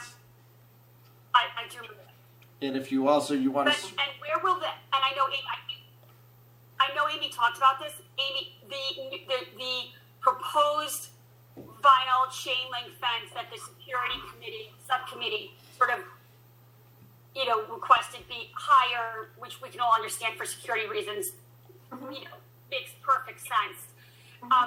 Where, and I know you talked about different setbacks and having it inbound, can you just talk about vis-a-vis where the chain link, where the split rail is, where that higher 6-foot vinyl chain link fence would be proposed to be? So it's essentially being replaced in the same location. So what we would want to do is protect these existing trees in photograph 4 and their drip line. We wouldn't want to build the fence, even if the property line is 4 feet closer to the tree. We wouldn't want to put that closer because we want to make sure that the trees remain healthy. So we would essentially be replacing it in the same location. That it looks to me like that's pretty tight to the tree line. Yeah. Okay, thank you. Sure. We're going to verify that in the field at the time of construction. I mean, That's correct. whenever you put in a fence, you do pinpoints on either end. You take a string line and you connect it, and that's where it'll be. Right, and when Amy and I discussed this last week, we discussed the fact that in some places the fence will be very close to the property line. In other cases, like this might be an example where the fence is 8 feet off the property line. And it's not like the town's losing its property, it's just common sense to put it in that location to allow the trees that are there to exist, go around the trees, things like that. So I think that'll be, once we can stake it, and when they're about to install the fence, I think it's going to be 2023, Amy, when that fence goes in, correct? I can't speak for the construction managers. They might install it the summer before because construction ends in the winter. But 2022, 2023. Which is 2 years from now. Mm-hmm. Okay. 2 years at a minimum, and then it could go out to, like I said, February of 2023. Okay. So the property line in conclusion, from what you have, is basically along the lines of where the pine trees are planted. Correct. Okay. So sorry for the confusion. I mean, this is totally new for me. I understood always that our property limit was the wood fence that you see in the picture number 4. Mm-hmm. Okay. So then, from what I understand from what you said, is that you would be replacing that wood fence and would put this wire metal fencing, right? You showed before. That's correct. In the upper left-hand corner of the screen, you can see the fence. Yeah. Okay. So if past that, you could put some, green bushes, trees, whatever more. As we discussed before, that would be highly appreciated. Sure. And please be very creative. I know you guys are. That's why you're architects. I think that in this case, we are very lucky to have a very talented landscape architect as well on our team, and Jessica is even recently taking classes and taking a license to become an arborist as well. So we have great experience in our team. Yeah, don't want to repeat more, but just, if you can remove a little bit, the playground and put more green, that's it. Okay. Yes. Thank you, Eva and Francisco. Thank you, guys. You're welcome. Would anybody else in the public domain like to speak to this application? You see anybody, Fred? I can't see anybody on the screen right now. We don't have anyone additional, Steve. Okay. Everyone, great. All right, let's go around the horn with I did my overview of what we have. Let's go around the horn. Jennifer, any final thoughts or questions with concerns for the architect and Amy and her team? No, I think they heard everything. Thank you. Larry Warble, any questions, sir? No question. Nope. Jim Rand, we're skipping. George Riley, any final thoughts, questions? No, sir. Thank you. Carrie Gately, any final thoughts, comments, questions? No, thank you. All right. Jeremy, want to close it out? No, I have nothing to add. Okay. Then I would like to entertain a motion to close this hearing. Motion to close this hearing by Jennifer Leahy. Fantastic. And is there a second from maybe Larry or Kara or somebody? Second from Larry. Fantastic. All those in favor? Closing the hearing? That's an aye. It sounds like the hearing's closed. Did everyone say aye? I didn't see you. Yeah, we don't There have, we go. Aye. 5-0 to close the hearing, and then the commission will deliberate either tonight or next week, more likely next week. Fantastic. Okay. Thank you, Amy, Building Committee, architects, engineers, Craig Flaherty, everybody. The hearing's now closed. We'll deliberate this probably one night or 2 nights, maybe. And then draft a resolution and keep the ball moving. Thank you very everyone. much. You're welcome. Good night, all. Have Thank a you. good night. Next item on the agenda, continuation of public hearing regarding coastal site plan review number 165A is an Apple, flood damage prevention application number 173A is an Apple, Lawrence Stephen at 14 Raymond Street. I'm going to read a little bit further because this started back in January. So this is a proposal to construct and install a dock consisting of a fixed ramp, pier, and platform, and to perform related site development activities within regulated areas.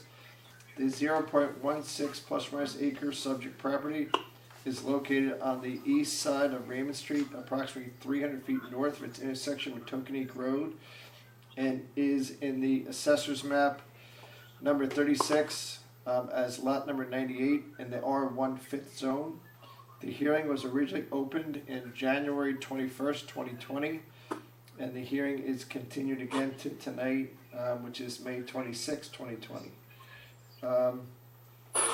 This is an application. Who's that? Was it George? Okay. This is an application to put a dock in on the 5 Mile River. That's correct.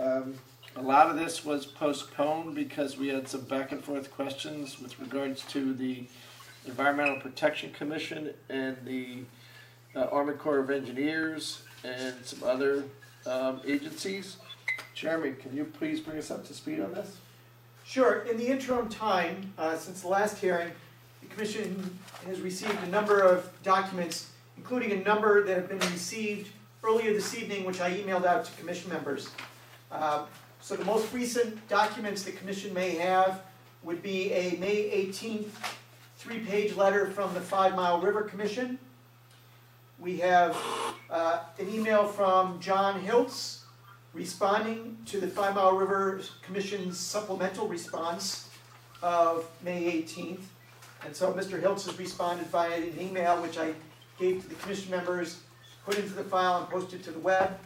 Some other materials received this evening, submitted Dr. Pereira, neighbor submitted a photograph of an adjacent property via email, and Attorney Wilder Gleason submitted deeds from the Stevens and Pereira properties from the land records and a subdivision map from 1965. And so those are in the record given to the commission members. I know Mr. Hiltz had some concern about those documents submitted by Mr. Gleason about 6 o'clock this evening. So since the last hearing, Mr. Hiltz has pursued and received approval from the Army Corps of Engineers and the State of Connecticut DEEP. And those, the commission has those approvals, and those are in the file. So, Mr. Hiltz. Okay. Somebody's getting feedback. It might be Larry. Is Larry? There we go. Yeah, Larry just. Okay. Mr. Hiltz, the floor is yours. You're the applicant. Your microphone's on mute, and we don't have a video of you, but that's okay. We don't have to. If you'd like to tell us what happened since our last meeting together to today and bring us up to speed, anything Jeremy missed, that would be great. Thank you. Hi. Can you hear me well enough? You sure can. Okay, great. Since our last meeting, obviously there was questions about the DEP and the Army Corps of Engineers and their review of the application. There were concerns regarding impacts to navigation specifically, and also the Army Corps of Engineers adherence to their, for lack of a better term, 25%, 50, 25% rule is the width of the river and the proposed structure. The commissioners should have received all the correspondence back from the DEP and the Army, indicating that the 25, 50, 25 was adhered to by demonstrated by a subsequent survey commissioned by the applicant. In addition, the navigational impacts were addressed by means of showing the depths in the waterway, both at and adjacent to the site. Furthermore, pointing out that, again, the site itself, most times during the tidal cycle, is accessible by only 3 properties: the applicant's immediate neighbor to the upstream, and the owner of the property across the river in Norwalk, Mr. Heston, I think is how you pronounce it. So the Army and the DEP revisited their application reviews and determined that the dock was appropriate for the site. In addition to that, there was a question about moving the dock downstream somewhat, but the rebuttal on my part, and agreed to by the DEP, was that in doing so you might have potential impacts to environmental resources at the site, basically by locating the float on the sandbar, which is at a tidal range that's capable of supporting wetland vegetation. And also, this is in keeping with the Army's general guidelines not to have floating docks sit on the bottom during times of low tide. So that's why they basically agreed to keep the dock in its originally proposed location. In order to, stave off or preclude any potential navigational impacts in the future, the DEP modified their approval to preclude the berthing of any vessel either at the north side or the east side of the proposed floating dock. So therefore, if there's a boat tied up to the floating dock, it would have to be, tied up to the south side for any duration of time, which is away from both the deeper waterward of the proposed floating dock. And in addition to that, you would have to, you might, as the owner and I have discussed, it may be very well that you just simply pull the berth boat up onto the floating dock itself.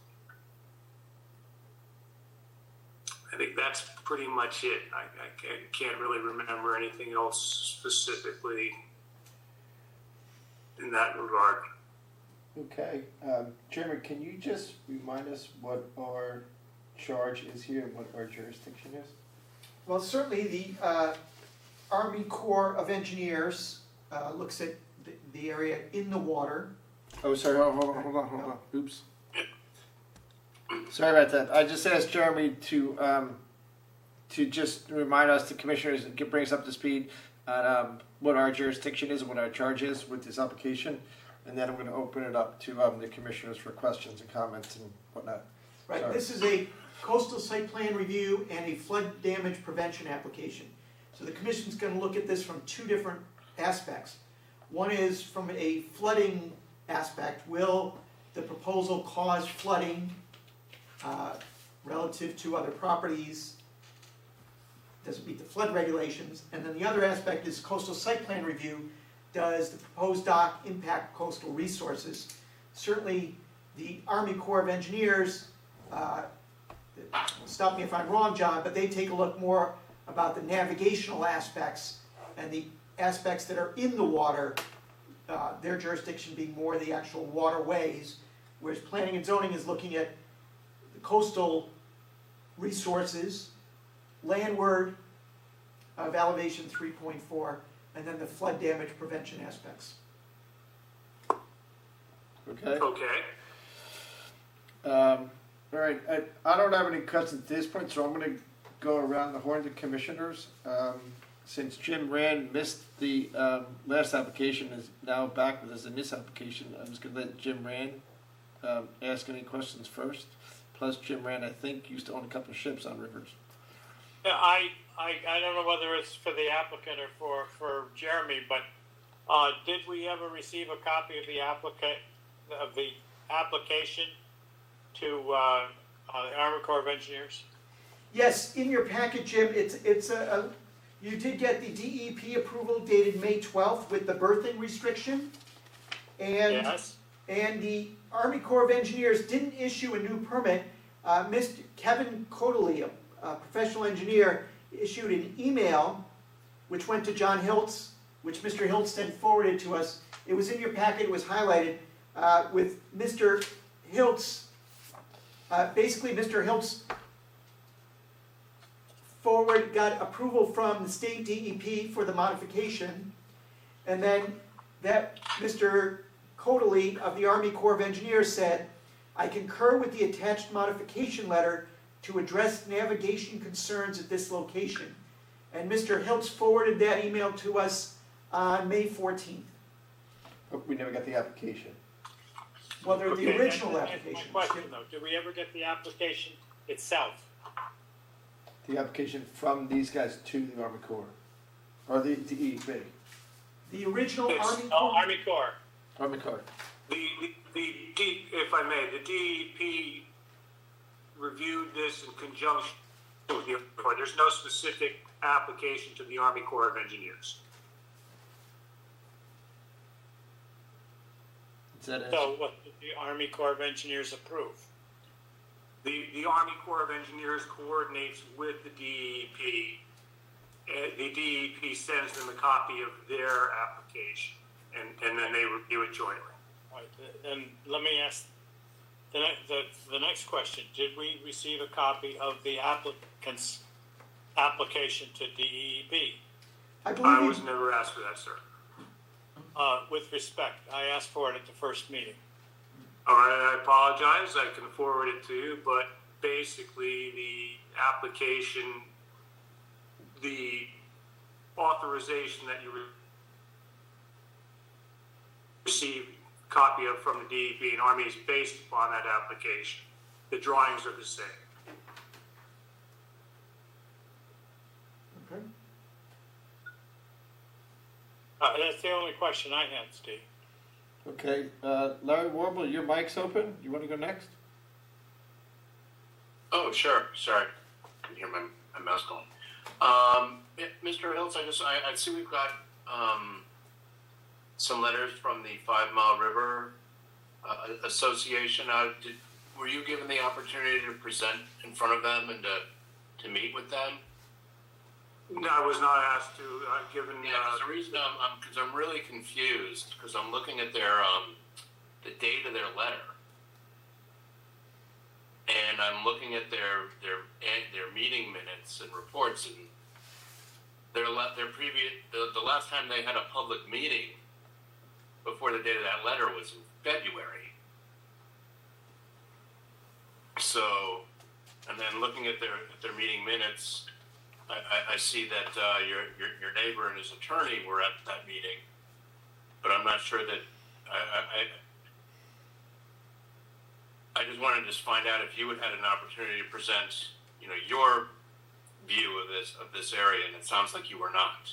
I was not specifically invited, sir, and that's not necessarily a negative in my mind, because the question at the time was primarily based on the revisiting of the authorizations issued by the DEP and the Army, and neither of those agencies had provided a follow-up, if you will, in time for the February meeting of the 5 Mile River Commission. Right. So I didn't really have much to add other than what was previously on the record. All right. Well, I guess I'm just curious. Someone's going to have to explain to me how they issued a letter dated a week before their most recent meeting, which was, and I've lost the, because they had a meeting to discuss your application. The Town of Darien website is just a beautiful thing. So Larry, the letter from the just make sure we're on the same page. The letter from the 5 Mile River Commission is dated May 18th, right?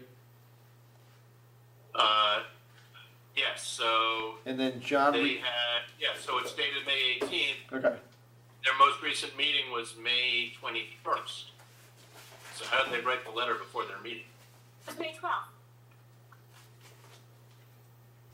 Well, it's reading May 21 on the website, so I guess that's May 12th. Sorry, I'm wrong. The license was granted May 12th.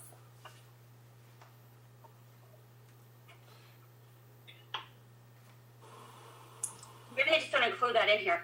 Yeah, I'm just trying. I'm talking about the 5 Mile River Commission, not the DEP. DEP's May 12th, right, Karen? Yeah, DEP is May 12th. I'm just okay. So it's a mystery to me still. Yeah, the 5 Mile River Commission letter dated May 18th says it's an objection. The decision they were objecting. objecting to it. Yeah, so here's my point, Steve. They're writing Understood. a letter on May 18th that they're objecting to this dock. Correct. They met about this dock on May 21st. Okay. So how do you write a letter with your conclusions several days before your meeting? I'm not getting any of the sound. Is anybody else? You're not getting my sound? I can hear you, Larry. We'll have to look into it. I don't know the answer.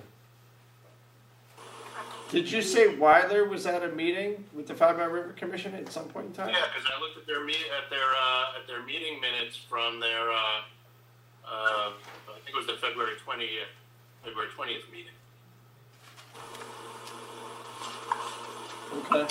Well, Weiler might speak to the application, so I assume he was there. But I saw that he spoke on their at one of their meetings. Okay. I just wanted to find out if everyone had gotten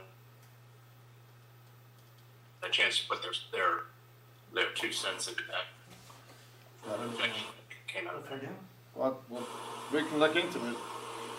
I can respond to that if you wish. No, hold on, Weiler. Let's Yeah, go. why don't you just hold on until you do your whole presentation, just include it then. Okay. George Riley or All right, so those are Karen? all my questions for now. Are you good? That's good there. Okay. Yeah. George Riley, are you ready for questions at this point? I don't have any questions that come to mind. My interest and concern has been the size and particular location of the landing as proposed. I have seen that Mr. Hilton, the applicant, have considered some alternatives to that, none of which they think would work. But so I really don't have any other questions at this point. Okay. Kara Gately? Any questions? Your mic is open.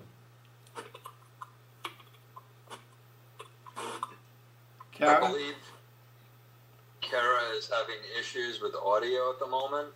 She cannot hear us. All right. I'm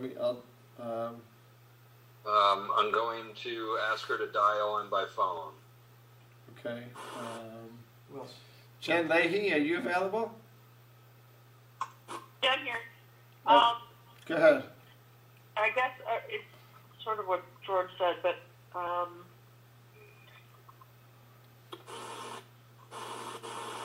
I guess the birthing restrictions, I guess if those are adhered to, I don't have any further questions. Okay.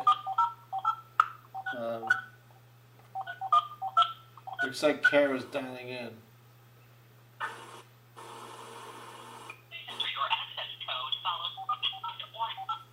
We can hear her dialing. That's weird. I'm sorry, Mr. Hiltz. This is new to us. It's new to me as well. No need to apologize. I just appreciate you guys going to the effort to actually have the meetings. I know it's not easy. Thank you, sir. I appreciate that. Okay, is Karen? Can't tell. Kara's mic is Kara. If you can hear us, speak. No, I don't believe she can hear us. Okay. I think there must be something in the chat, Steve. Not right? There's something in chat. Caller has arrived. No, maybe not. No, there is. Hold on 1 second. Kara, I can see the green mic on it.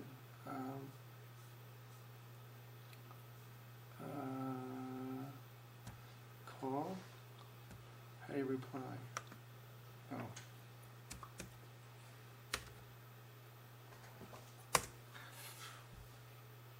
Kara, can you hear us? She's smiling. She got it. Okay, can you speak? Yes, I can speak. There you go, Kara. That's you. Oh, you're call number 1. Yep, we got you. Oh, yeah. I lost audio via the computer system on phone book. Go ahead, Kara. You're up. Unfortunately, I'm going to have to watch the replay because I probably missed on audio. I could see everyone talking. I couldn't hear anything. Well, the floor is yours if you want to ask any questions. Yeah, I don't even know what I know what we're talking about, but I don't know what was already asked or where we are in the conversation. So I will pass at this point. Okay. Okay. Pass. I guess we just kick it to public. Okay. Okay, with that said, would anybody from the public like to speak to this application?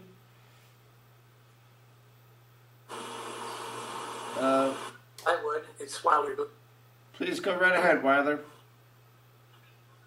Okay, Larry, in response to your question, I did attend a meeting of the 5 Mile River Commission on the evening of the 18th of February, and they then wrote a letter on April 23rd revoking their approval. They had previously said, we're fine with it. But having listened to the neighbors, I attended, and then it turned out a number of other neighbors attended, including my client, Matt Hessian, Susan Brownlee, and I think 1 or 2 others. And based upon I should get in the minutes. Yeah, thank you. And based upon the testimony of those neighbors, the commissioners then went out and observed the site, and they wrote a revised letter on February 23rd revoking their prior approval. And when they did that, they said, we observed this site, we looked at it, we think there's impact on recreational access to the 5 Mile River, and based upon the newly received information, including their site visit and observing the fact that the island, which is on the Pereira property, extends downriver at low tide and shortens the distance between the Norwalk side and it starts to interfere. And there's 2 branches to the river, one on the east side where the Norwalk property line is, the Norwalk Darien property line, and another branch that's next to my client's house lot. And those 2 merge at the south end of my client's property at high tide, but at low tide, the island tends to creep into what would be the Stevens property, because the shared property line extends across to the Norwalk border. And the commission then said in its February 23rd letter, which you should have in your packet, that based upon this newly received information, that the dock in its current the dock in its current configuration, 3 feet from the property line, from the littoral line, is going to create issues with access and eliminate or substantially impair navigation and recreational uses of the river between the waterward end of the dock and the tidal island. That finding was actually confirmed by the DEEP when it imposed a condition on its approval that no docks be located on the north or east side of the float, which is essentially an unenforceable condition. What's going to happen if that's violated is our local P&Z staff are going to get a lot of calls about trying to enforce that, and I don't think that's something you want to go forward with. But Larry, I can't speak as to how the commission issued its more recent May 18th letter. But I assume that there was maybe not a formal meeting, but a conference by the chairman with others to discuss it. I just don't know. I can't speak to it. Yeah, no, I'm just, and maybe the dates are just off because you said you spoke on the 18th. I spoke not on the 18th of February. And their meeting minutes say that happened on the 20th, so maybe. Well, I don't. Maybe it was the 20th. I spoke. They issued an approval letter. I'm not trying to contradict you. Don't worry about that. Just... No, I think you're right. It was the 20th that I met with them. Then they issued a letter on February 23rd revoking it. And then what happened is once the DEEP, now in their February 23rd letter, they asked John Hiltz to make a presentation to, if they have any facts left. They said, they acknowledged, while revocation is an unusual step, I'm quoting directly from their letter, which you have, their February 23rd letter. While revocation is an unusual step, we must ensure that its decisions are fair and reasonable based upon the most complete available evidence. In that light, if the applicant or any other stakeholder wishes to present additional evidence regarding our findings in this revised decision, we invite all interested parties to make written or oral submissions at our March 26th meeting and to describe where it is and to notify the Commission of the intent to do so by March 8th. So he just was asking, let us know so that if you want to do it. Mr. Hiltz was invited to present additional evidence to counteract their conclusion. I am unaware of any effort on his part to do so, either then or subsequently. What Mr. Hiltz did is he pursued his applications with the DEEP and Army Corps to get them approved. The 5 Mile River Commission received that correspondence and then issued this letter of more recent letter of May 18th. And I don't think they had that March meeting because I don't see an agenda for it. Right. I assume it was speak to that. They just. I can't speak to that, but obviously, had they, I assumed Mr. Hiltz, if he wanted to do so, would have alerted them. I would have then attended that meeting if he were presenting, so we could have a colloquy about it. Mm-hmm. And despite the DEEP and Army Corps revised opinions, which were issued, the 5 Mile River Commission wrote a letter on May 18th reiterating basically their objections to this, basically saying that we believe that whether the issue is whether the proposed dock will improperly impact the applicant's neighbor's use of the adjacent sections of the 5 Mile River. And he says basically that the new docking restrictions by the DEEP reveal a basic and unworkable problem with the application.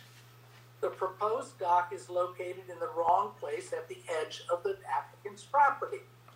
Indeed, the DEP acknowledges the dock's impact on navigation, but minimizes it by suggesting that the float would restrict navigation no more than the width of the natural channel in front of Dr. Pereira's property. The Commission respectfully disagrees with this assessment as it disregards the dock's disruptive impact jutting out from the contours of the river into the navigable area under certain tidal conditions. And in addition, the DEEP So May 12th, failed May to 14th. follow its own guidelines by requiring the applicant to relocate 12, the 14, proposed 18. dock further south yes. near the midpoint of the property, where there would be little or no impact on navigation and no need to impose this restriction on the applicant's use of the dock. So, they basically say it should be moved.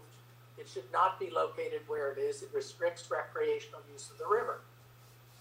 And that finding stands. And this is the local commission that is providing advice to you based upon their actually observing the site, which I am confident the DEEP and Army Corps representatives did not do. And so I think that's a very strong rebuttal to the permissions that have already been received. But I would add that the application is deficient because it doesn't include essential information that you must have in order to make findings under the flood damage regulations. There's a letter from Race, Jill P. Tripolo of Roberge Associates Coastal Engineers, that's dated January 28th, 2020, that identified two deficiencies. Regulations require that a professional engineer certify that the dock, which is located in a coastal flood zone and also in a floodway. Now, the applicant didn't show where the floodway was located, but on April 20th, in the last month, they had a bathymetric survey done, and the survey called out the floodway location. And although his most recent filings do not show that floodway superimposed upon the dock, my analysis indicates that the float and probably a portion of the ramp are located in the regulatory floodway.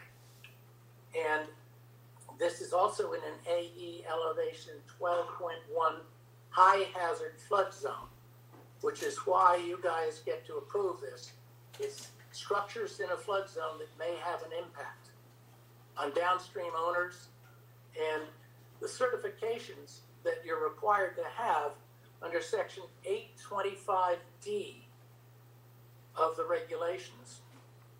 All new construction in an AE flood zone, high hazard flood zone, must be adequately anchored to prevent flotation, collapse, lateral movement of the structure, and be constructed of materials and utility equipment resistant to flood damage. You don't want this flood in a 100-year storm because it's in a floodway, which is, by the way, the floodway is defined as the channel of the river and adjacent land that must be reserved in order to discharge the base flood without increasing the water surface elevation more than a designated height. So a floodway is sort of the center of the river where the water flows fast, and you don't want to put structures there that are going to increase the flood height. And in this situation, if you're building in a floodway, you need an engineer certification the proposed structure will not increase the base flood elevation in a 100-year storm. That's section 825E of the regulations. And that certification has to be from a professional engineer. The reason you want that is if this dock and related structures are not designed to resist flooding forces, if they break away in a flood event, then it's going to go careening down the river and destroy other property. Absent the certification that this is designed to to resist flooding forces, your application is deficient and you cannot approve it under your regulations because the definition says you have to have a structural engineer, a PE, certify that. There is no such certification. There's an email, to my knowledge, from John Hiltz. I don't believe John Hiltz is a professional engineer, and he can't provide the certification. I'm unaware of any professional engineer's report substantiating that these structures are designed to resist flooding forces which is a requirement of section 825D, and also a certification that these structures will not increase the 100-year flood elevation at all. Under section 825E, there must be a zero increase in the base flood elevation in the floodway. You don't have those professional engineer certifications. Your regulations require that they be submitted. They aren't. You don't have authority to approve this under those sections 825D and 825E. So, and this is these issues were brought to your attention and Mr. Hill's attention in late January from the race letter that's been in the file for the last 4 months. So I believe the application is deficient. It doesn't meet the regulations. You can't approve it based upon its failure to comply with the requirements of the regulations. In addition, the deeds that I submitted and the map that I submitted, and I won't go through those, but I just wanted them part of the record. Those show a subdivision plan in 1965 that created all the small lots from Tokenique Road on the Darien side up about 5 or 6 lots, all of them together, including what is now the Stevens property, the applicant's property, and my client's property, Dr. Pereira's property, which is immediately north. Those show the property lines extending into the river. And the proposed float is located 3 feet from that property line.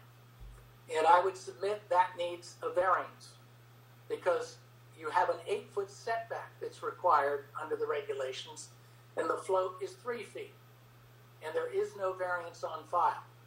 Now, the landing is 9.4 feet according to the plan that was submitted from the property line. But the float is 3 feet from the property line. It's a 6 by 16 foot float that's centered on the ramp that extends off of the land. And it goes out 19 feet into the river.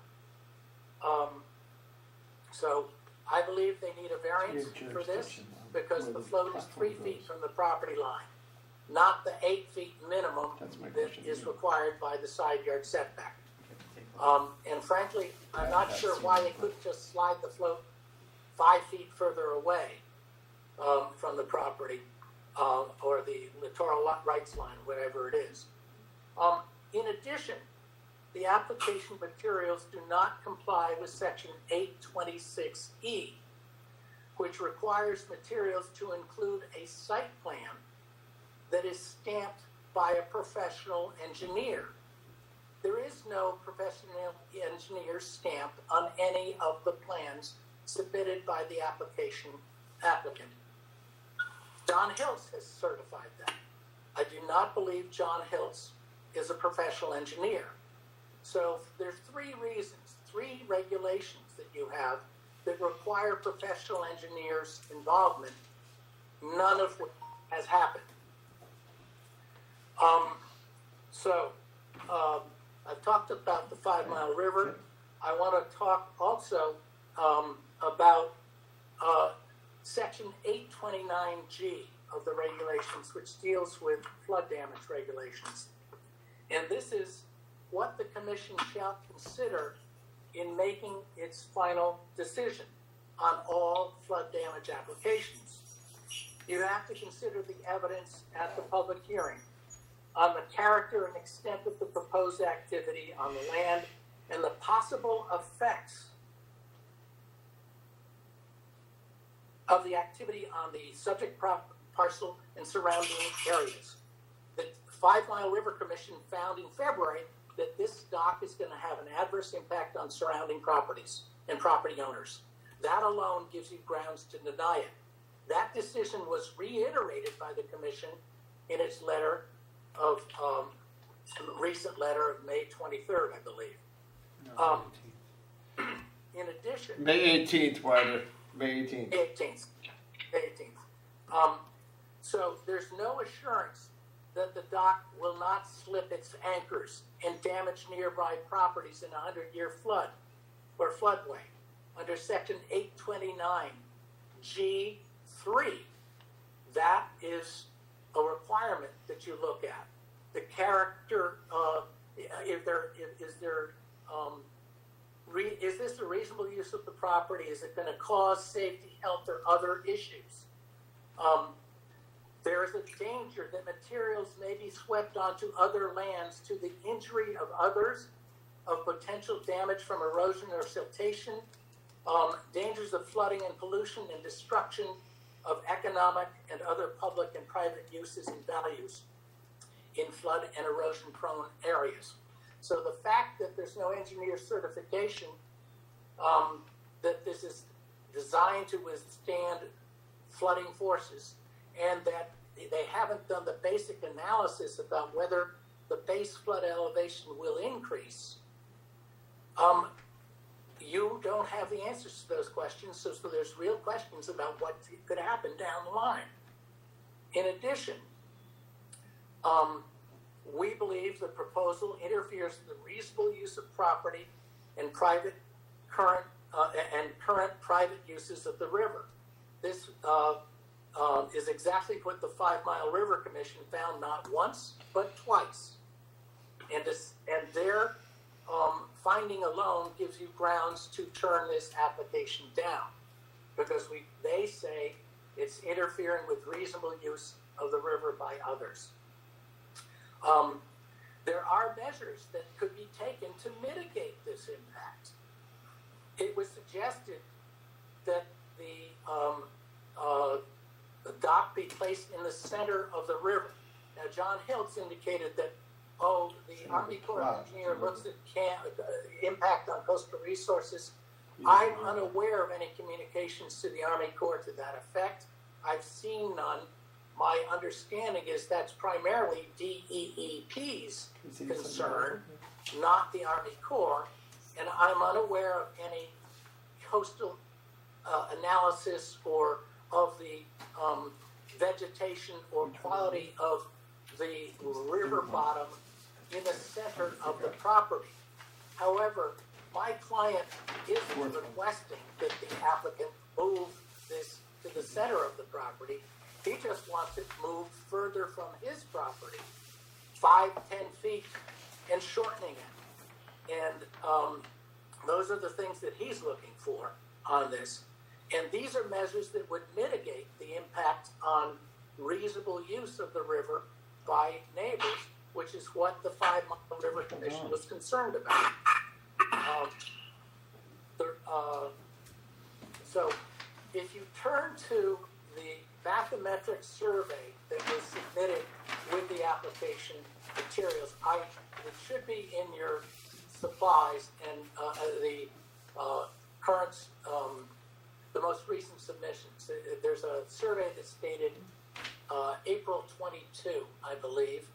It's from Seymour, and it shows, actually, it's the compilation plan that Mr. Hiltz did that had the bathymetric survey with the dock superimposed upon it. I am not able to pull that up as the prior presenters were able to do. But if you guys can look at that, you will see that the dock extends. There's a 0-foot contour that's called out underneath the dock, the float itself. If you can find that, you will see. I don't know why they couldn't just slide the float 5 feet further south and pull the float in closer, because the 0-foot contour extends almost to like 8 feet from the mean high water line on the Stevens property. And then there's a deep hole that he could access, which would pull the dock further. Instead, what they've done is they propose to put the float over the deep hole and get closer to the middle of the river, which the bathymetry here indicates they could get the same type of dock by shortening the ramp, pulling the float much closer to the property, and they'd still be in the deep hole that they have. And they could move it further from my client's property, so that's further south, and it would have minimal or no impact on them. If they slide it further south, they go from a 0-foot contour to a plus 0.3 foot contour. That's 4 inches. That's not really material.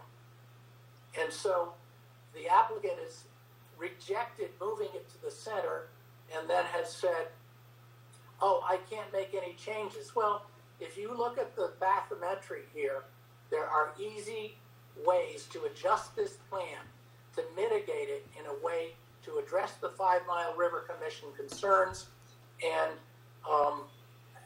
appease my client's concerns as well. This whole thing would never have happened if my client had unwittingly signed a permission that authorized them to go to the Army Corps and apply for a dock closer than 25 feet from the property line or littoral rights line. My client did not understand the consequence of that decision, and it seems inappropriate that as soon as he understood it, he rejected it, and he's now asking you guys to assist in encouraging the applicant to relocate this in a way that this addresses the 5 Mile River Commission concerns about recreational use of the river and neighbor use of Stame, and does not put you in a situation where the DEEP clearly recognized that the float 3 feet from the property line, if you put a boat on that northern side of the dock, it's going to extend right into my client's property and into his littoral rights. That's stupid. And to sit there and say, oh, we're not going to change it, which is what the DEP did, and they imposed a condition that we had suggested, frankly, as sort of a last-phase effort, prevent boats from getting on the north and west side of the float, park or berth your vessels only on the south side. That is an invitation to an enforcement nightmare for your staff. And you have the ability under Section 829G to look at this, say there's mitigation that can occur, and you should encourage the applicant to consider that. He could, instead of putting a float in, he could install a boat lift or a ladder. He doesn't need to be 3 feet from our property line. And so, in summary, the application is deficient. It doesn't include any engineer's stamps on the plans as required. It doesn't include certifications from an engineer that there's no increase in the base flood elevation in the floodway. It doesn't include engineer certifications that the structures that are in the floodway, right in the river, where they're going to get swept downriver in a 100-year storm, are going to resist flooding events and won't create damage downstream in a flood event. Can't do anything else. So under the flood damage regulations, 825 and SEC, you have the ability to say, we're not approving this.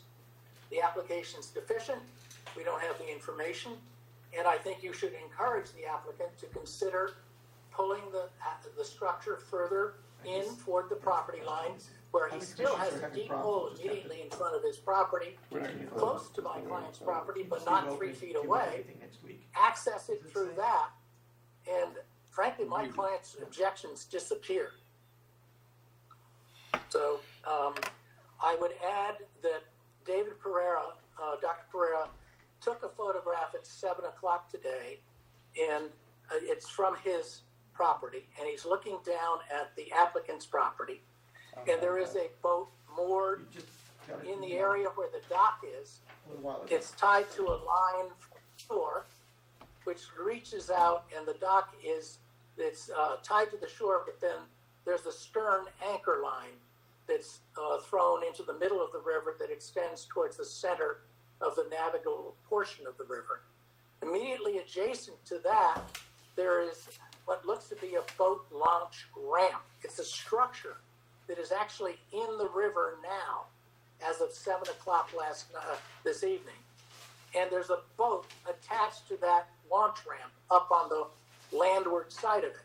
So we have 2 boats right there on the property. In addition, the picture shows Our two jurisdiction kayaks is where this located platform on the upland. So this is a dock that has Move the 3 platform. sides, only one of which can be used by the applicant under the DEEP regulations. Yet he's got 4 vessels or berths already on the property, including a launching ramp that's not permitted. And you guys, I think there's going to be 4 boats there. And if there's going to be 4 boats or 2 boats plus 2 kayaks, I defy you to. It would be unwise, in my view, to believe that the DEP prohibition on berthing docks on the north and east side of this float, 3 feet from my client's property, is going to be honored. Okay, that was a good summary, Wilder. Thank you. You're done, right? Okay. I'm done. All the commission members are on Okay. and listen and to hear. Can I know Kara had some listening problems. Can the other commissioners, be it George and Jennifer and Jim, did everyone hear what Wilder said? I got a thumbs up from. Yep. Larry, you're good? Larry? Yeah, thumbs up. Perfect. Okay. I can hear you, yes. George said yes. Mr. Heltz, we're I guess bouncing back and forth between zoning, surveys and engineer certifications and locations of the platform. Our jurisdiction again is the platform.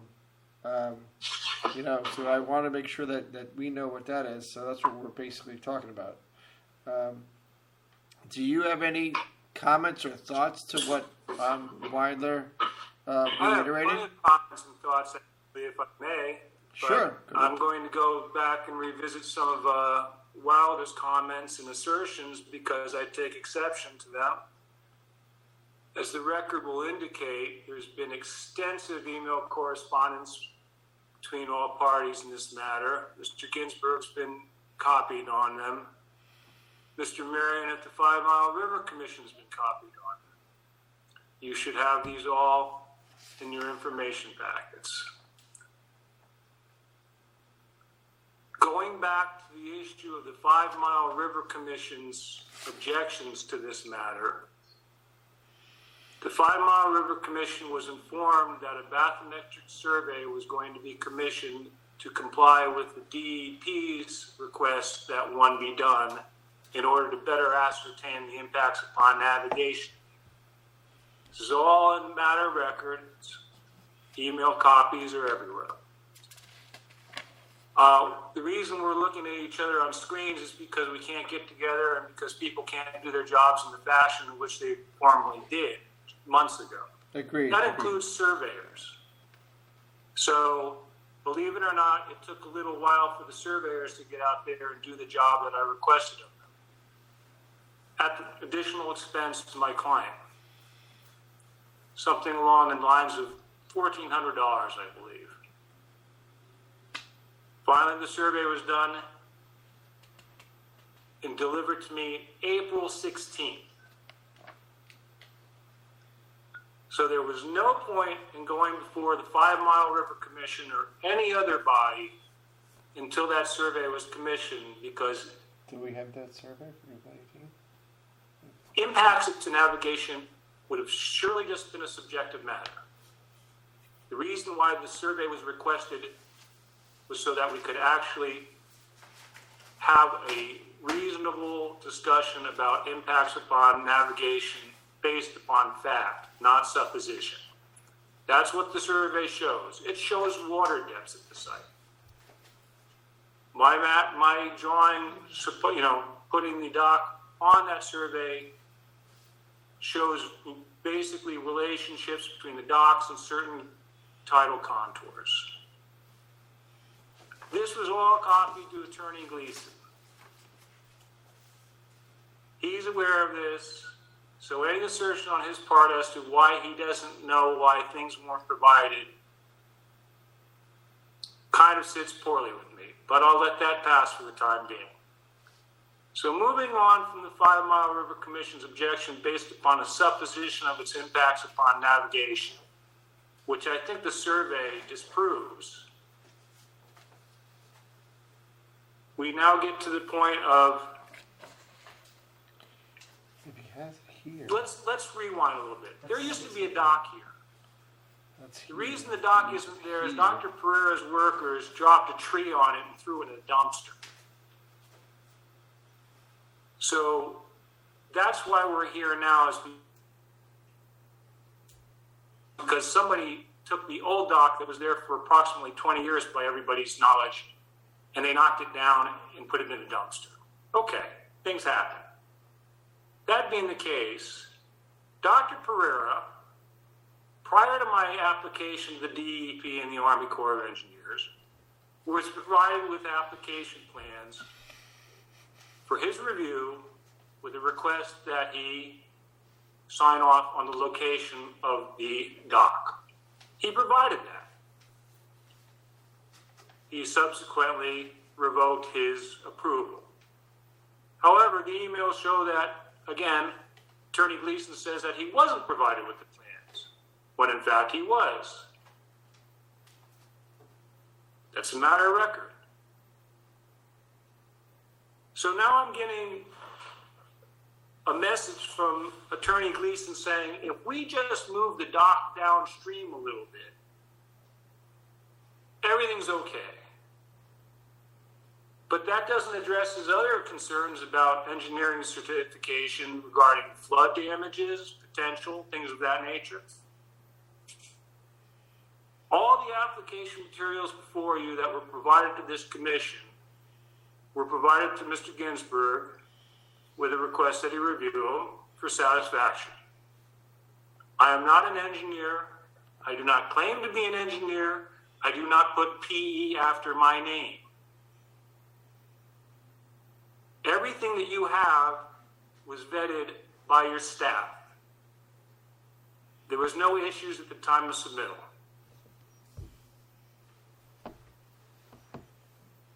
I'm dealing with constantly moving goalposts in this matter. Is it a matter of the 25-50-25 rule? Is it a matter of flooding impacts, which, quite frankly, I can't see how there are any flooding impacts associated with a 4x8 timber platform on 4 concrete footings, when upstream you have 3 massive columns holding up the building, and they have been determined not to have any impact upon the floodway. That's Pereira's house, right? Furthermore, I recollect during his spiel that Attorney Gleason said that the floodway was not shown on my plans. The floodway is shown on the plans after I was provided with that information by the surveyor on April 16th. So again, we're dealing with a moving goalpost constantly here. I would appreciate if the commission just tell me what they would like, and I will get you whatever you want. But I can't be, dealing with, oh, it's a navigation impact, it's a flooding impact, it's a deficient application impact. That's all. It's a dock. It's a little dock. It's been approved by the Army and the DEP twice now. If we need to move it 5 feet, yeah, we could move it 5 feet, I think. That's not an issue. The issue here is that if I move it 5 feet and then I get jumped in another hearing by, the attorney saying that the application is deficient, what's the point of moving it 5 feet? Thank you. Thank you. Steve, could I inquire quickly? Go I was right just ahead, looking George. for that bathymetric survey. Can you hear me? I can hear you. Go ahead. I'm looking for the bathymetric survey, and I'm on the town website, and where all the documents for the pending applications are. And I don't see anything even dated in April. It appears to be chronologically, so. Can you point me to it? Maybe Jeremy can? Was it part of an email? I think Jeremy would be better for that. It was done by William Seymour Associates, John? Yes, sir. I know I have it, it's just not here in my hands. Okay. I recall talking about this multiple times. I recall you saying you're going to go out and get one. You know, we don't have it in our fingertips, and because we're in this new world of GoToMeeting, it's definitely making us a lot harder. I see street surveys. There's street surveys here, but they're from back in '99. Yeah, I have that one. I'm staring at the one from '99 too. And then the subdivision map. You know, and the site plan doesn't. The '99 map does not match the application in terms of acreage. There's a big difference between 0.16 and 0.24. And John, I mean, we're not trying to move the goalposts on the application. You know, right. it was opened in January, and now we're in May. You know, we got delayed for a variety of reasons. So we're not trying to point fingers. That's for sure. Does any other commissioner want to speak to any questions? Go ahead, Kara, please. Yeah. So a survey was done in April 2020. I know Mr. Hilt referred to there may have been delays due to certain, essential worker or some sort of alluding to, the COVID-19 situation. But that survey was done, correct? The sounding survey? Yeah, no, fine. I had to contract William Seymour and Associates to do that. Okay. During the negotiation with the contracting with them, it was originally presented to me by Tony Gleason that Dr. Pereira would pay for a portion of the survey in front of his waterfront. However, I was later informed by Attorney Gleason that Dr. Pereira changed his mind and decided not to do it. Was the survey done? I was informed by Attorney Gleason that Dr. Pereira, contrary to his initial indication, opted not to partake in the survey insofar that it would show water depths in front of his property. I'm sorry, in any case, I'm sorry? Was the survey done? Yes. Yes. The survey was done and was submitted. Yes. Okay, thank you. That was my question. And that was submitted. And I think Mr. Rand already spoke to again having access to the DEP and Army Corps of Engineers application. So that will be submitted as well? I'm sorry, could you say that again? I can restate I'm just it. reiterating because I think it's an important. Mr. Rand had asked earlier in the beginning of this, and I think you agreed to submit the DEP and or Army Corps of Engineers, whoever got the application. That application would also be provided to us. Oh, yes. If you want a copy of the DEP application, yes, that's not a problem. And I think just on your moving, goal point, because I am kind of sensitive to that and feeling like the goal points, are being, that different issues are being sort of thrown at you, or the goalposts are being moved. But I could look them up, but I don't, and I'm familiar with a lot of these regulations, but obviously not every single subsection of every single regulation, is like memorized and when it was, enacted. I don't think any of these regulations and subsections of regulations that Wilder, Attorney Gleason is speaking of are new. No, I'm not saying that the commission itself is moving the goalpost, ma'am. What I'm saying is that the opposition, i.e. Dr. Pereira and his attorney, first they bring up issues regarding navigation, and once those issues are addressed, then it's now my application to fit. It's simply. But I mean, do you have? I'm trying to answer as many questions as I can, but unfortunately, the questions keep coming from different directions. But it's a complicated issue, right? So there are going to be, unfortunately, there are multiple layers of federal, state, and local commissions and regulatory bodies that you have to deal with. That's the joy of my job. You hit it on, you hit the nail on the head. Yep. I get it, and that's not an easy thing, but it's part of the process. And let me be clear. I've done this process before in the town of Darien. I've never encountered anything like this. Okay. Quite frankly.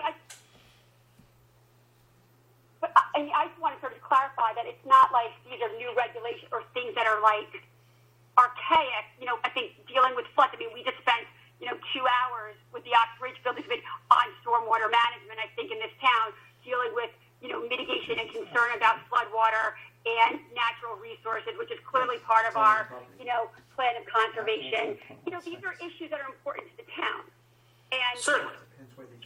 Right. So I think and I don't want it to be like that where throwing issues at one neighbor over another. I think these are regulations and concerns that are important. So that's just what I want to do. And I didn't want, and I don't want anyone to feel like they're dealing with an ever-moving set of goalposts. Right. But I think this issue is complicated because there are multiple layers of federal, state, and local. Like you're between two towns. Like so, there's like layers of regulations. So I think that complicates it. Yeah. Certainly. Right. Okay. That was so. I mean, but I want to take a look at the, all these issues, and I think, and the materials that, and you may have already provided them, and maybe not the application, but I think those are sort of the issues that I need to sort of like relook at, and some of the things that Larry talked about today on like the timing of meetings and things like that. But yeah, thank you for your time, and thank you both, Mr. Hill, to you, and Attorney Gleason for, being so detailed and so knowledgeable and, presenting a very thorough presentation on this for us. I would like to address Mr. Hilt's comments, if I could. Sure, Wiley, go ahead. Thank you, Kara. But I want to make sure all the commissioners have had a chance to ask questions of Mr. Hiltz before I do so. Jim Rand, any questions for the applicant's representative?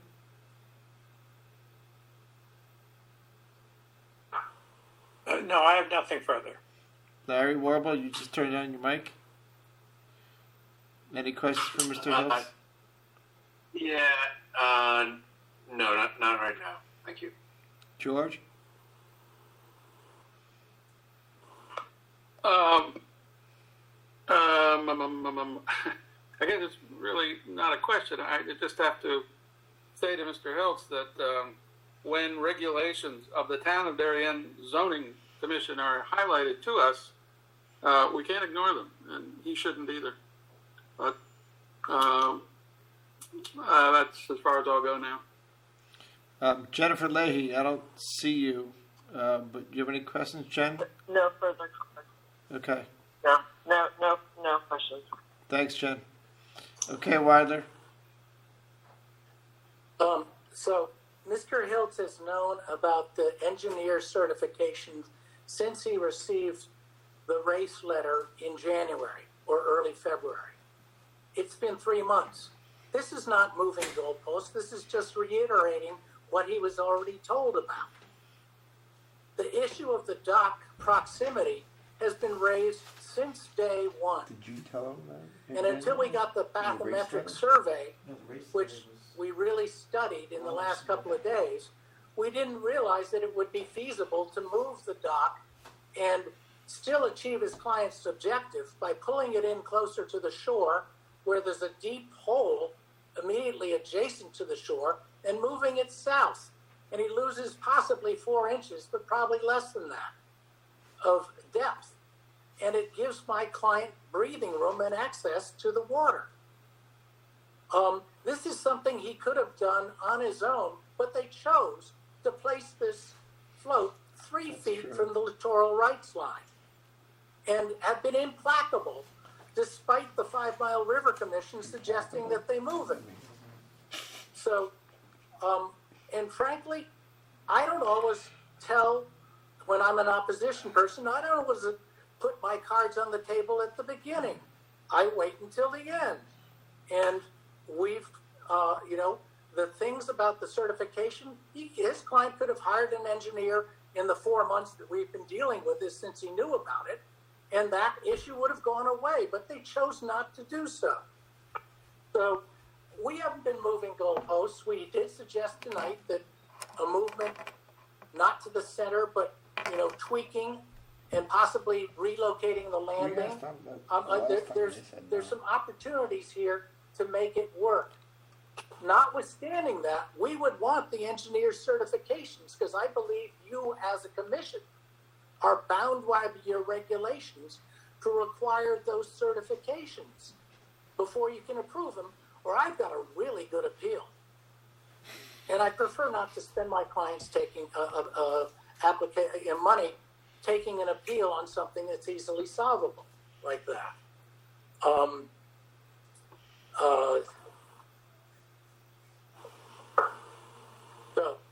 there may be a way forward if this is continued or can be continued, and Mr. Hiltz and I can talk offline. He could provide you with the application that you're looking at. I'm more than happy to discuss this with Mr.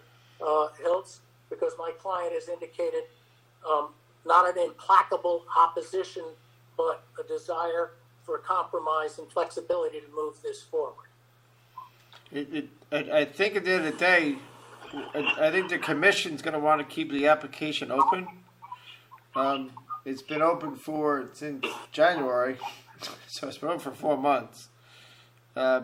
We're still looking for, I think the commissioners. We still can keep going, I think, executive. Yes, there's more time, but I think what we're looking for is, I will get the commission the survey, the bathymetric survey, and we'll post it to the web. Mr. Rain wanted the Army Corps and DEP permits. Applications. It's a DEP application that also gets reviewed by the Army Corps. Just to be clear, I did not know what the basis was when we at the first hearing on this issue for the Army Corps of Engineers approval.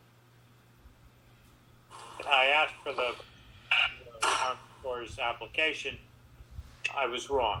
What I would like to have the commission see, what I would like to see, is the materials submitted to whoever, based on which the Army Corps of Engineers and the DEP made their decision.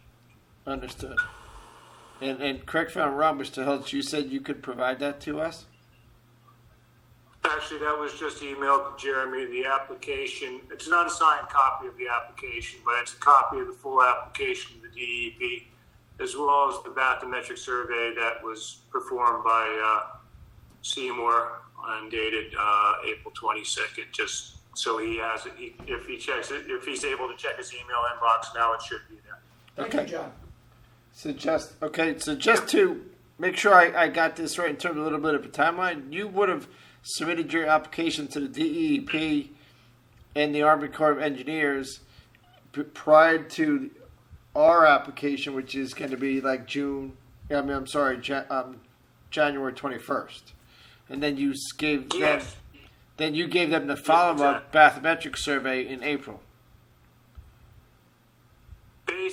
Basically, I submitted applications to DEP and Army. Once those authorizations were issued, then I applied to you. Yep. Then we had questions. Yep. And the questions prompted the DEP to come to me and request in writing that the additional bathymetric survey be performed. Yep.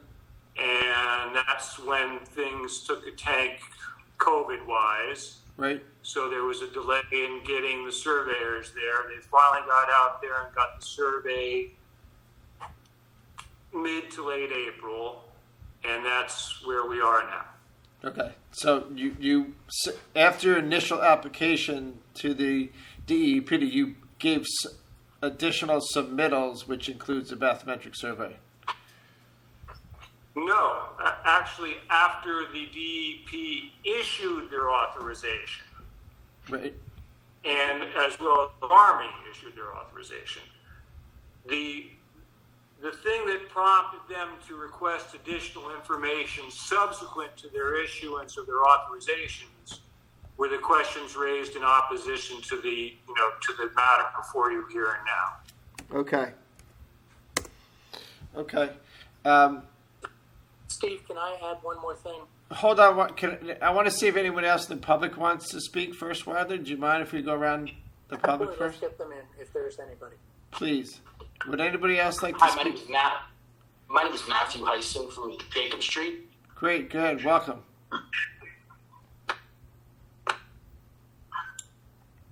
Do you have the floor, Mr. Heisen?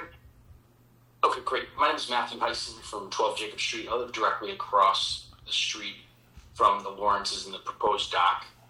I might jump around just a little bit from taking some notes. I do concur with the vast majority of things that Attorney Gleason had mentioned with the professional certification, not hiring and getting the survey certified by an engineer. I think it's a little challenging to understand this, but I will reference back to the floodway issue. All three parts of this dock are in the floodway. So whatever jurisdiction you have, I do respect it, but know one thing, that all three parts are in the floodway. Some are fully in the floodway, but the part you have jurisdiction, that at least a third of that is in the floodway. And my big concern is, one of my concerns is the flow of this water, but that's just one thing. Mr. Hiltz referenced the old dock being thrown into a dumpster. I don't believe there's any bad intent to do that, but it was so small, it could easily be thrown into a dumpster. This 29-foot long by 16-foot wide massive dock in this very small pond of water is drastically different than what was there before. If you go back to the first meeting, I believe that Mr. Hiltz made it sound like they were comparable. They're vastly different. Another thing is the flow of water. If you look at Mr. Hiltz's PDF, if you want to give me control or not, you can go to his Hiltz 4_22 survey. If you understand the flow of the water, which I greatly respect 5 Mile River Commission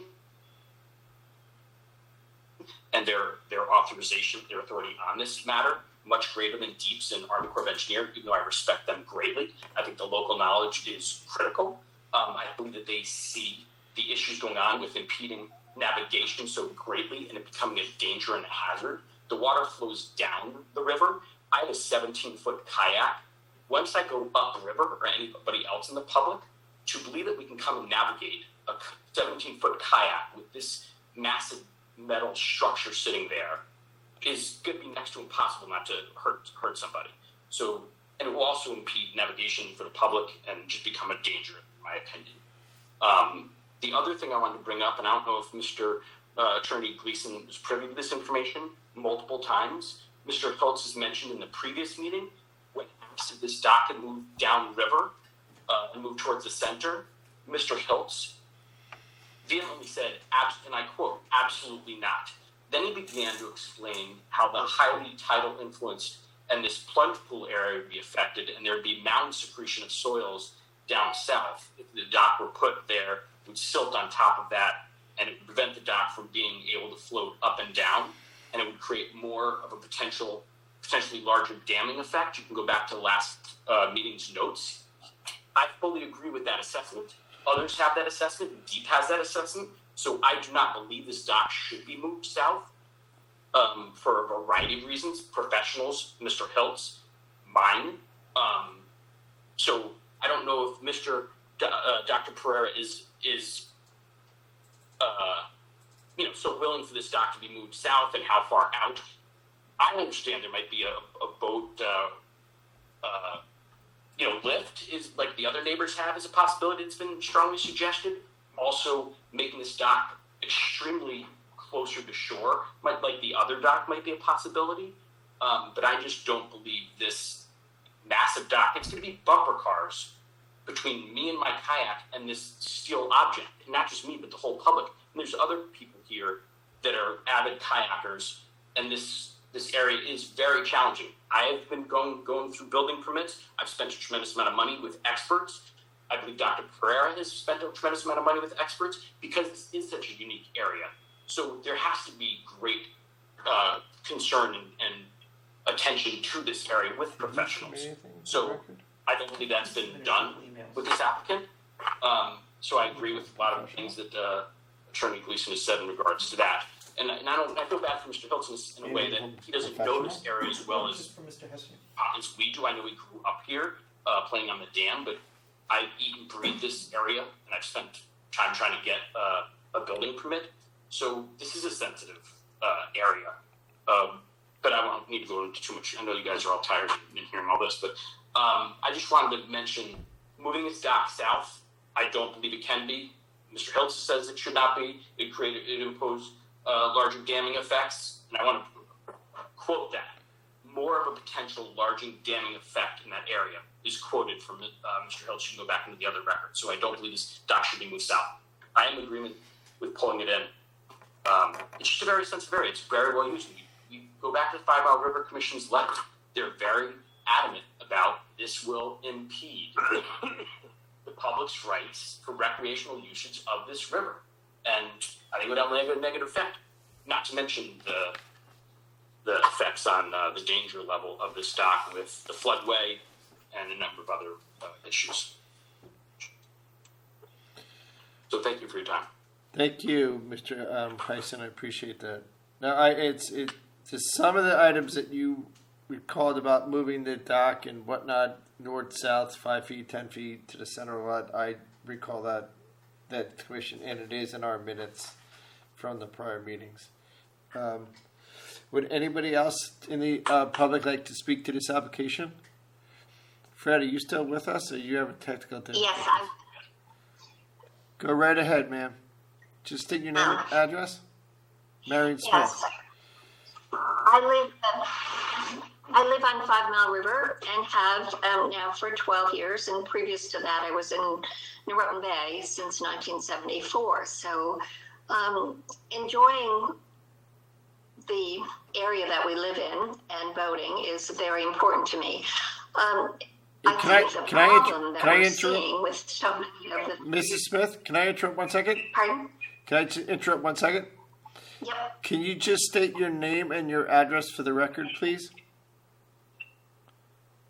Yes, it's Marion Smith, and 2 Raymond Street. Thank you.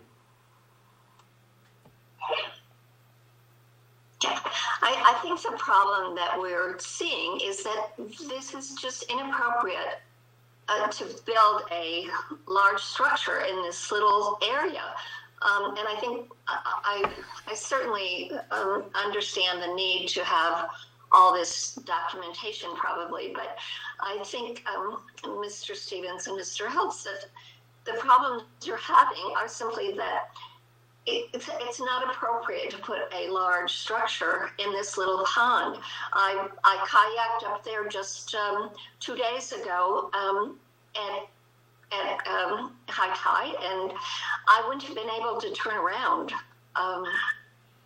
if a structure had been there. I wouldn't have been able to do it with my kayaks. It's a lovely little area that we live in from the Post Road up. Many people, not an unpleasant amount, but find this track of kayaking and this things is a very lovely place. And you're right, the 5 Mile River Commission is certainly has looked at the area, visualized it, saw it. I'm sorry, the DEP and the Army Corps of Engineers, I don't think have looked at it from the point of just seeing what's there. No one else is going to be able to use that area if we have a 19-foot, a large structure sticking out there. None of us have that kind of thing. if I had a protrusion from my property out into the river, kayakers would have to go around it. I also have lived here through Irene and Sandy, and my yard has been littered with debris, including structures that come down the river when we get those unusual flood kinds of things. And I respectfully just ask that this might be reconsidered. And as Matthew said, a small float that is adjacent to the property line, not sticking out into the river, is appropriate in our neighborhood. This is so much of what's been going on here, I think, is simply because it's inappropriate to put a large structure in a small little pond. And yes, we object to it. I object to not being able to use the river the way I feel is my right. I certainly feel everybody can come by my property. I don't feel that the river in front of my house is for me only to use. And a dock such as this sticking out is certainly, perhaps it's going to be helpful and enjoyable to Mr. Stevens and his family, but it's not going to let anybody else use that part of the river. I also, when I was kayaking, was looking at the fact that if Dr. Pryor wanted to put out a float or anything, it's certainly obstructing his rights to do so visually. So I really urge the applicant to reconsider and put out a structure that's functional, that we can all recognize is appropriate for our neighborhood. Thank you. Thank you, Mrs. Smith. Would anybody have anyone else in the general public besides Wilder want to speak to this application? Fred, are you still with us? I think Fred's having technical difficulties. Okay. Wilder, I want to let you have a talk for a second. Mr. Hiltz, do you want to respond to Mrs. Smith at all, by any stretch of it? Or Mr. Heisen's comments? Or Mr. Heisen's comments, to be honest with you. Well, the law clearly states that waterfront property owners have the right to wharf out to access recreational boating opportunities. That's state law.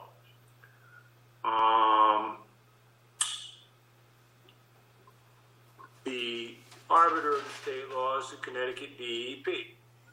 They are the government agency charged with basically weighing the public trust and the right of the owner to do so. As I can demonstrate by the means of the authorization issued by the DEP, they've determined that what Mr. Stevens proposed is reasonable and in keeping with the law at the state level. In addition, the federal agency involved, the Army Corps of Engineers, has determined the same thing. The overlay plan that I prepared based upon the sounding survey shows a distance of 65 feet between the proposed floating dock's waterward face and Mr. Hessian's seawall. That's 65 feet. And that, in combination with the length of the pier or the ramp and floating dock extending beyond the mean high water line, adheres to the 25, 50, 25% rule. So there's been determined by both state and federal agencies an adequate fairway for navigation by the public. And again, Ms. Smith pointed out that she went kayaking there at high tide. because you have to go at high tide because there's a dam there that won't allow you to go there at any other time than high tide. So at high tide, there's water sufficient for people to get up there, move around in kayaks. As far as Mr. Hession's concerned regarding about coming downstream from the West Branch, I don't know how far up he went into the West Branch. If there's water going quickly downstream and he comes about, he should have adequate water to go to the east of the floating dock. And even if the floating dock wasn't there and the water velocity was so great that it propelled him beyond the location of the proposed floating dock, he still has the rocks to contend with at the dam, which are probably 50 feet beyond the location of the proposed floating dock. So I think it's a little bit disingenuous to say that the floating dock becomes a hazard to anybody exiting the West Branch there at times of high water velocities, because it totally ignores the fact that they're going to end up on some boulders if they're not careful in the first place. I'd also like to point out that I don't know if I can ask of her, but I don't know how Ms. Smith actually accesses the waterway at her property. I don't know if she just climbs down the rocks with her kayak in order to go kayaking. I will note that the two properties between the dam and her home have stairs with, I believe, davits. And according to my research and consultation with DEP, those stairs, which are regulated structures, are not authorized. So they basically are in violation. And I seem to recall at an earlier hearing that at least one of the owners of one of those properties. I'm sorry? I'm just wondering if that's relevant to this hearing. May I continue? Go ahead. Yeah, That's fine. May I continue? Hey, but can we, it's 11 o'clock. So, I mean, I feel like we're straying I'm fully aware what time it is. May I continue? If you think it's within the realm. Yes, it is. It is. Because a lot of suggestions have been made as to what my client should or shouldn't do in terms of the proposed dock. The proposed dock is in compliance with the guidelines and standards for authorization by both state and federal agencies. Whether it's big or small is a matter of opinion. It's in keeping with the guidelines and the standards for the 440 dock general permit under which it was authorized. So it's fine in that regard. It can be that size. The issue here is that people seem to have a problem with its location, and we've demonstrated by means of a survey that its location will not have an impact upon navigation. So that's my rebuttal to Mr. Smith and Mr. Merritt, or Hession, sorry. Okay. It is, as Kara Gately mentioned, it is 11:11. So we've been here a while tonight. What I would like to, it sounds like we're keeping this, this application hearing open, because we're looking for some additional information, and part of it is our fault, and part of it is something that's missing. One is the survey we're going to get out to us. Right, Mr. Hiltz has emailed it to me, and I'll get it out to the commission and post it to the website. Okay, so with that said, we're going to keep it open. What's the best, does any commissioner want to close this hearing? I don't think anybody wants to close it, so you want to close it, Kara? Or you want to keep it open? Keep it open, but hopefully adjourn this. Correct, okay. So what's the next date we can keep this open? Well, next week is pretty full. Go 2 weeks, June 9th. June 9th. Does that work for you, Mr. Hiltz? Well, what I would request that Mr. Ginsburg and I consult to the deficiencies of my application. And I'd be given a laundry list of how to address those deficiencies to the satisfaction of the commission. Okay. And then I will go about obtaining necessary fixes, if you will. So that will probably take a couple weeks at a minimum. Yeah. So if you want to continue me for a couple of weeks, that's fine, because I don't want to come back just to be further continued. Okay. So Let's go with the 23rd. Steve? April 23rd. Steve? Yeah. What? Yeah, Jim. If I may, I don't think that the commission or Mr. Gleason, on behalf of the commissioner or on behalf of his client, should be making any representations about what has to be done to satisfy the commission. No, it's our findings. Correct. I agree with you.